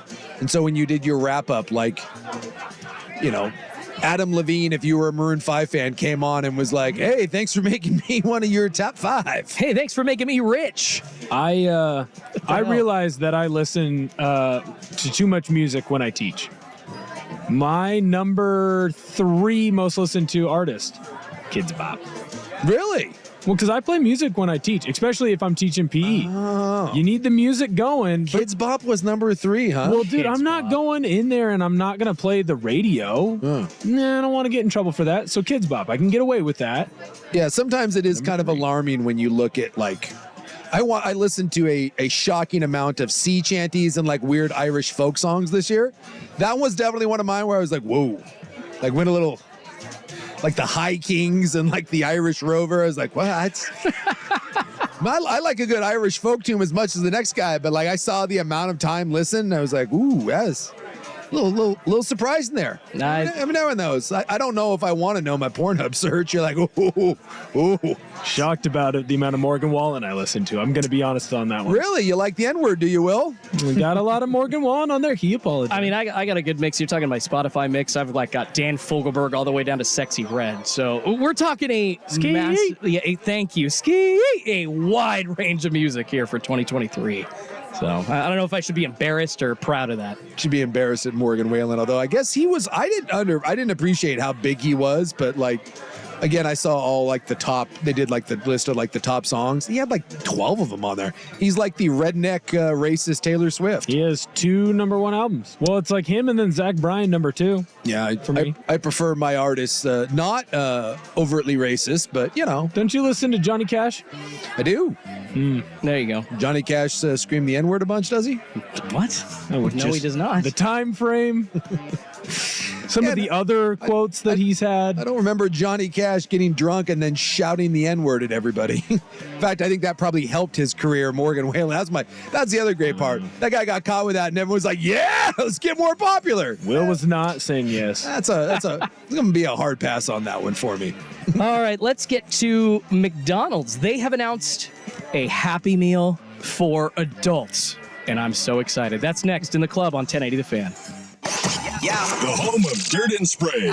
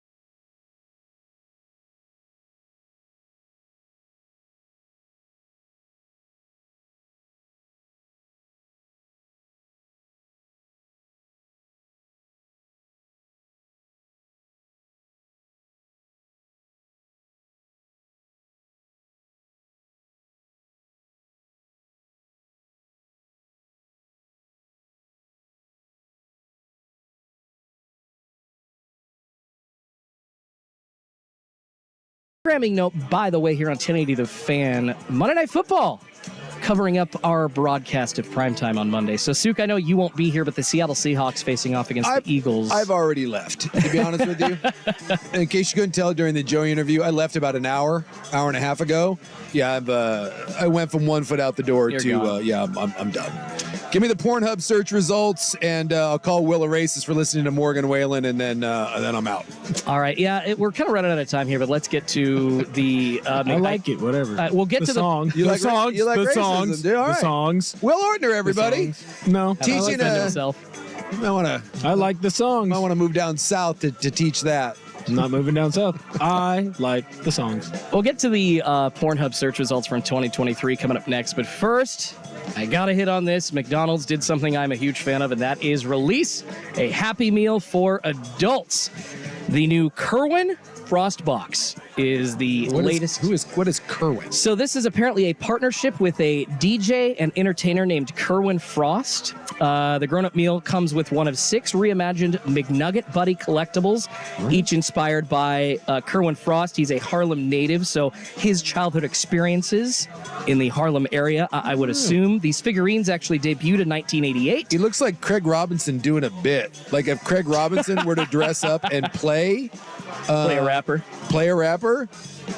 he kind of looks like that. He's got a grimace thing going on for himself. That's fantastic. All right. So these figurines that come in this adult Happy Meal, they debuted in 1988. They're best known for their wacky adventures and personalities, wild imaginations, and interchangeable outfits. But more importantly, the Kerwin Frost Box, the adult Happy Meal, comes with a choice of a Big Mac or a 10-piece chicken McNuggets, fries, a drink, and of course the McNugget Buddy collectible. Seriously, I'm so down for this. So it's basically you're just getting McDonald's and then you're getting a McNugget Buddy? Absolutely. That's the key. So you're excited not about getting McDonald's and possibly diabetes. Well, that's already happened. But more so the McNugget Buddy. I am seeing here that one looks like Guy Fieri. That's fun. What are you going to do with the McNugget Buddy? What, do you collect and trade? It's like an elf on a shelf, I would assume. I mean, seriously, what does anybody do with the McDonald's toys from yesteryear? I don't know. They either end up in a bin or... I can't say I've ever had one. But they have the Kerwin Frost, that's him. There's one called Wafatu, Uptown Mo, Darla, and then there's Brick, because there's 3 R's in that, and then Don Bernice. And then each one has... Boy, that is... Does anyone... Well, you're a young hip fella. Do you know who Kerwin Frost is? Nope. So who is it? Like, is this available at my local McDonald's? Is Kerwin Frost such a big deal that... Like this, I'm just fascinated that they Yeah. Who is Kerwin Frost? Well, apparently he's got his own McNuggets. And I'm open to the idea that he's enormous, but if this is just... Of all the people that you were going to team with, Kerwin Frost seems odd. Like, didn't Travis Scott have a meal for a while? Yeah, but you can't have Travis Scott because there was like the trampolines and stuff. Yeah. Yeah, I said he had one for a while, and I've seen some different artists. Like, if you had like a Taylor Swift Happy Meal, that makes sense. Yeah, I but I'm confused by the Kerwin Frost. I think you could get the Morgan Whalen Happy Meal, but it might make some people uncomfortable. I think it has a little toy in there that says things that makes people very, very upset. I think I just came up in my head with the reason. I just have always preferred the whites. I think that's what he says. I wish I could have more white things. See? I'm voicing the Morgan Whalen one. I think I know why it's this Kerwin guy as opposed to a Taylor Swift. All money, dude. Tay-Tay would be way too expensive McDonald's to can afford whatever. They can, but they don't want to. It's like my Seattle Mariners. They could afford to go spend some money, but they don't want to. So, no, they're going to go try to get, who's this guy? 320,000 followers on Instagram. DJ Kerwin, let's go. I'm excited for you to try the Kerwin Frost meal, which is just McDonald's with a weird toy. I'm down, though. I'm down. Yeah. I am simple. I don't really need much. And I guess, you have gotten me McDonald's. You put the food in a box, put a bunch of weird colors on it and toys from a year before I was born. I'm eating it all up.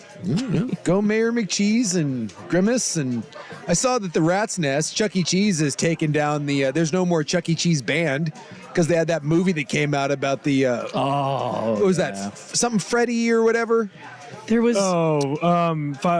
Fright Night at Freddy's. Friday Night at Freddy's or something. There was a movie that came out where about an electronic kids band at some theme restaurant that came alive at night and murdered everybody. That's awful. And so the Rat's Nest, aka Chuck E. Cheese, they did away with the Chuck E. Cheese band. It's a video game first, so it's a movie about a video game that middle schoolers love. It's stupid. According to Apparently, Reuters, you can't go see Jasper T. Jowls and like Mr. Munch. I think was another one. Why do you know the names off the top because of your it's his head? time. It's that his was me. time. Like when we grew up, like when you grow up and you spend your summers in Anchorage, Alaska, It's top entertainment, it's not like baby. there's like a ton of great restaurants to go to for kids. And we would go to the Chuck E. Cheese. We'd go to the one Chuck E. Cheese in Anchorage. Getting fancy like? What? Getting fancy like? That was our fancy like. Yeah, there was no Applebee's back then. Fancy and like. we'd go and they'd have like bubble hockey and you'd get crappy pizza and they had the Chuck E. Cheese band. And I remember there was Chucky, Jasper T. Jowls was the dog. Mr. Munch was like a Grimace knockoff. He was just a big purple like monster. And then there was like some weird lady bird. But I don't remember what her name was. Apparently I'm sexist because I don't remember the one gal. Yeah, you were a little kid and then you would get up, they'd have like a dance party. Like Chucky would start playing and then all the kids would jump up and like bounce around and then like catch like hand and mouth disease because you were touching all the gross things at Chuck E. Cheese. Then like you catch dysentery in the ball pit. No, thank you. But yeah, like I'm telling you, there's a Chuck E. Cheese by the gym that me and Will go to. Dude, that thing is packed. You go any day after like 3 o'clock, and that place is swarmed. Like Chuck E. Cheese is still they're still over there dominating the dojo. It's funny you bring Parents need places to take kids. It's funny you bring that up because actually, according to Reuters, Chuck E. Cheese is exploring a sale. And they were just up for bankruptcy like 2 or 3 years ago, came out of that. And now, as you say, it looks like they've actually improved their business because they are busy all the time. That's all I know is I'm often stunned when I drive by that place. And I just like, it is jam-packed of people. And I'm like, the Rat's Nest is a poppin'.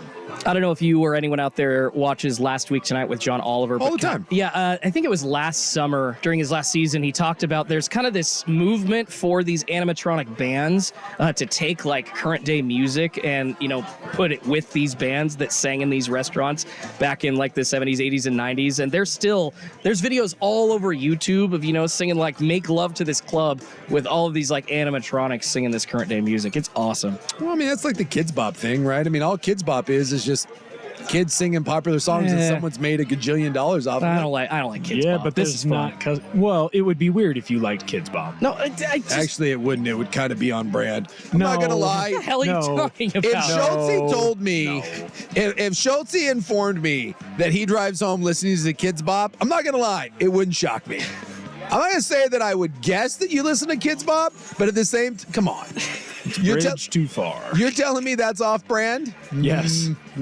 On your way to get some chicken nuggies, some chicken tendies, and you got a little Kids Bop going on. All right, I confess, chicken nuggets all the time. Kids Bop in the car. It's actually there's a CD in my car right now. Kids Maybe Bop. some Wiggles, hot potato, Mosh banana. See, it's weird that you two know the songs. Well, the difference is I raised 3 kids, and I have a sister that is 22, so it makes sense. 26. I've seen. Yeah, you missed it by a couple. I've seen the Wiggles live. Yeah, my parents have too. It might be the best birth control sentence I've ever heard. Yeah, it happens. I think it was before my youngest was born or right when she was born, and you better believe the 2 older ones. Hell yeah, we hot potatoed. We wiggled at the, I believe it was at it wasn't nice enough for the Moto Center. I believe that was at the Memorial Coliseum. Those 4 bastards from Australia, you want to talk about geniuses. It was like just 4 dudes that got together and made a couple $100 million singing hot potato, genius. Yep, I wish I were them too. I was a fan of the red one, pro red wiggle. All right, what are the top search results from the website Pornhub in 2023? You'll be interested, I think. Is Kids Bop on there? No Kids Bop, but I think you'll be interested in what the top search from the state of Oregon was. Chicken nuggies. No. I guess kind of close. Sort of close. All right, we'll get to that next. First, Will with SportsCenter. This is a Football Friday edition of Primetime.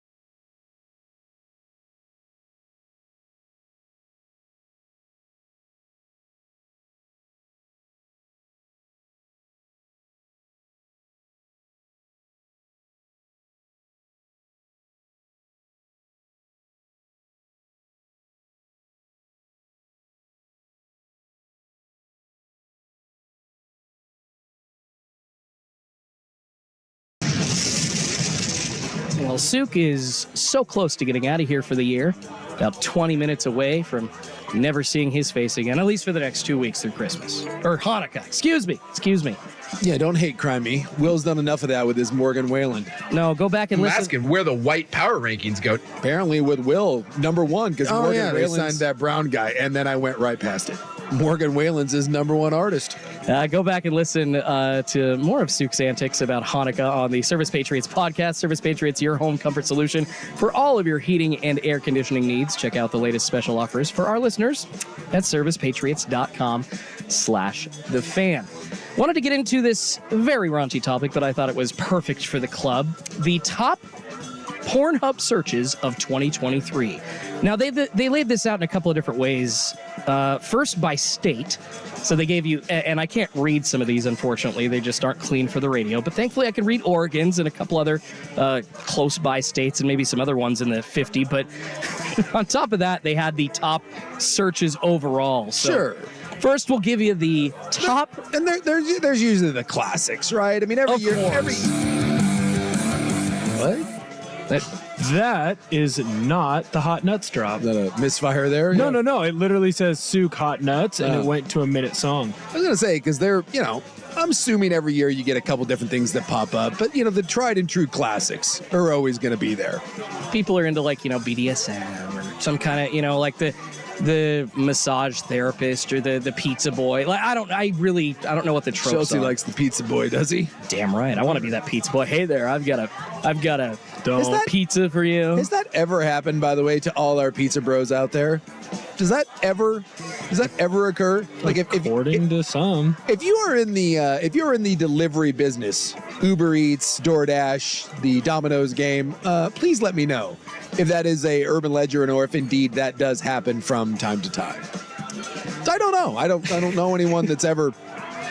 I don't know that anyone that's ever had that. I don't know that many pizza delivery guys, but if so, that's a great benefit. Kudos to you. Tip of the cap. I'm assuming the UPS guy, some of those guys are oily bohunks. I'm guessing that happens from time to time. Yeah, delivery man fantasy or they delivery don't lady hang fantasy. out. They don't wait and give you your package anymore. They just put it on your door. I've got a package for you. My guess is if some hot ladies at the door, they'll hang around. All right, so Oregonians are most interested, at least in Pornhub, in finding nudists. So the top search for the state of Oregon in 2023 was nudist. Let me tell you, as someone that has been to plenty of nude beaches and that whole thing, boy, I'll tell you what, that is always a very disappointing experience. Maybe if you're going to one of those exclusive resorts, but I've been to nude beaches all over this great planet of ours. Let me tell you, it's usually not made up of the hots. Most of the time, and they're not doing anything sexy. It's a lot of older people and people that probably should be wearing clothes that aren't, and then just awkwardly stretching. It's not fantastic. I went to a nude beach in Spain once, and I was like, yeah, this is going to be awesome. No, not so much. I've found that most people that enjoy being naked a lot typically shouldn't enjoy being naked a lot. It's a very valid point. Yes. Most of the time, the people that don't want to be naked are the ones that you want. Yeah. We all have that image of the nude beach or the nudist colony. It's a bunch of people with loose skin playing volleyball. Yeah, it's not good. It's not the volleyball team. No. From it's not Top Gun. The Olympics, 25, 26-year-olds in their prime. No. Some other states, California, their top search was Asian stepmom. I feel like that's very on brand for Cali. I feel like stepmom in general. I feel like the whole step thing, that's really come on as of late. I say that's kind of like a new blood. It may not have been around forever, but it's like Oregon. Over the last 15 years, it's really established itself as a top 10 program in the country. Maybe Clemson, if you will. Maine, they like thruples. Maine likes the thruple. That is the top search in the state of Maine. The thruple? They want the thruple. Just three-way. Yeah, it's like a couple with an extra. It's actually, right. I think it's technically not just a three-way. It's a couple. They're married. Or Or they're together with an extra person. I think polygamy. If you're just talking like a three-way, that could mean 3 random people in a bar. So. Let's see. Sex doll makes Alaska's list. Sex doll is the top search in Alaska. Really? Hawaiian in Hawaii. Not a lonely. Really, Hawaii into Hawaiian, huh? New Mexico's top search. Native American. All right. Well, sticking. That's the whole. You covet what you see every day. They love high heels in South Carolina. That is the top search in South Carolina. High heels. What is this? 1970? High heels. So you're going to Pornhub and that's what you're typing in is high heels and nudist? Boy, I'm doing this wrong. Kansas? I don't think you'll ever guess this. It's close up. That is the top search for 2023. That one weirds me out. Better than like medical device or something. Close up. Yuck. Yuck. Yeah. And I'm trying to think. I'm not sure I can really read the rest of them. They're all pretty naughty. Stop saying naughty. No, because they're naughty words. I'm not going to lie, Schulte. Every time you say the word naughty, both of us, it's okay, I'll try to stop. It's a very serial killer sort of, we're about to get naughty. It sounds like moist, okay? Yeah, it's like a toy box sort of thing that you got going on. I think naughty might be worse than moist. No, we're talking about porn. Naughty's porn, Dan. No, so I don't think so. No, that's... I've never. Yeah, that's one of those that you think is sexy, but it's really not. It's really not. Hey, do you want to get not really? No, I don't. No. The top searches overall, though, it's weird. Apparently it's the golden age of porn because the search mature grew a lot and actually ended up taking the top number for 2023 on Pornhub. They're not old, they're experienced. Yuck. The cougar thing, I'm telling you, man, that's the whole stepmom. Cougar is not mature. Mature is older than cougar. See, but maybe they didn't do a good enough job of separating them. That's literally the definition of a cougar, is a mature woman. Mature encompasses not the in terms... This situation. Mature, no, but you're wrong, actually. Sorry, Will. Mature encompasses mature cougar, MILF, DILF, granny, sexy granny, hot granny. See? All of those are in the same category. I take back my yuck. Yeah. I apologize. Apparently, we're not going with the youngs anymore. We're going with the olds. Well, you get to a certain age and you got... there's a fork in the road. And I feel like I hit that when I turned 40. And like your late 30s, early 40s, you have to decide what kind of creep you want to be. Because you're going to be a creep. And there's definitely the ones that are like, nope, leaning into it, don't care. 19, 20, sure. And then there's others that you're like, no. And that's, luckily for me, it's not like I made a conscious choice. It just happened. Like I reached a certain age and then you got to go up. You can't go back. It just doesn't, I can't. It's like, especially like having daughters, doesn't work for me. As a 26-year-old, see, that's usually keep it to 25-year-olds, 26-year-olds. I can't. Like I've become that guy. Like if I go to a strip club, I just offer wise advice. That's creepy. It's like you want to. He's like, do you want to dance? Certain? No, but let me talk about your life decisions. Why are you here? There's really no reason. It's really just become again. There's that fork in the road, and I just wasn't willing to make that. I wasn't willing to make the left-hand turn. I had to make a right at Albuquerque and head right on into Matureville. You took the road less traveled. And I'm fine with that. I'm absolutely fine. Give me 50 as opposed to 20. I'm perfectly fine. We're down the Golden Highway. We're not going the other way. Give me that Golden Bachelor crowd. Looks like one of our listeners on the Vancouver Ford text line. He's a P1 poly listener, he says. Poly, short for polyamorous. So we got a couple people into this listening in the audience as well. All right, let's go. I want dirty details. Go thruple.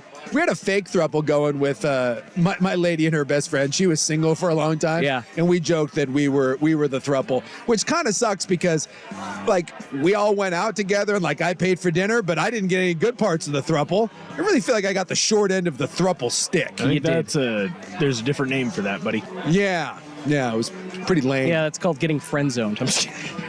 It was like, what are we doing here, people? Like, what? We're all hanging out? Like, they would joke that we're a throuple, but we weren't a throuple. It was very disappointing.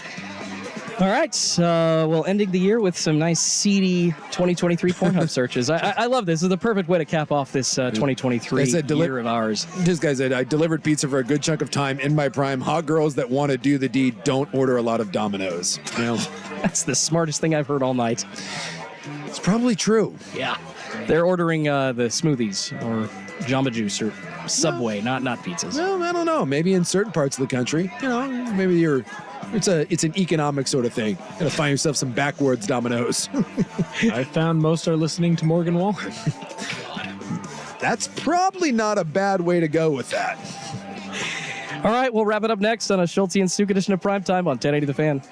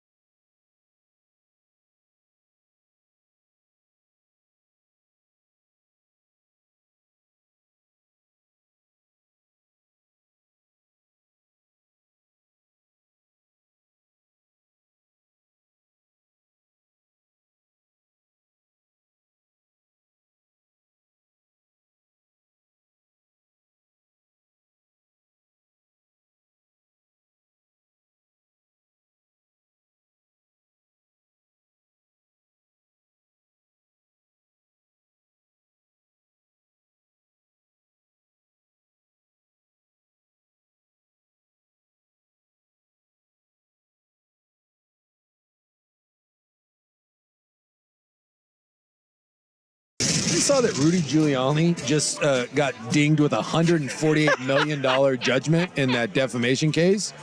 Wow. Like, when you get hit with like Giuliani is not rich. When you get hit with a $148 million judgment, like, what do you? Like, you might as well just hit me with $1 billion. What are you gonna do when you owe $148 million? Continue to hide your assets. I mean, it's like, who's the other guy? The other wackadoo? Alex Jones. That's what I was thinking of. Alex Jones got hit with like close to $1 billion. Yeah, every time I see Alex Jones, he's like cruising around. He's just fine. Still living the life. Does anyone have to actually pay any of that money? He's back on X too. He just did a big thing with Tucker. Yeah, Elon let him back on. All I know is if you hide your assets in a certain way and you put stuff under like a company name, it's a lot different than having it under your personal name. I just feel like if you sued me for like $10 million or sued me for $100 million, it's the same thing. I don't have 10 million. I don't have 100 million. Whatever you want. It's like when that debt collector calls and starts yelling at you to give him the money, you just start laughing. You're like, I didn't have it Tuesday. I'm not going to have it Saturday. You can call back next month and yell at me. I'm not going to have it then either. Like, I don't know what you want me to do. Well, good luck with that. It's okay, Suki. You're not a massively angry Republican that's just saying stuff to say things. That dude went from being America's mayor to that. Like, at one point, that was like the most popular guy in the United States.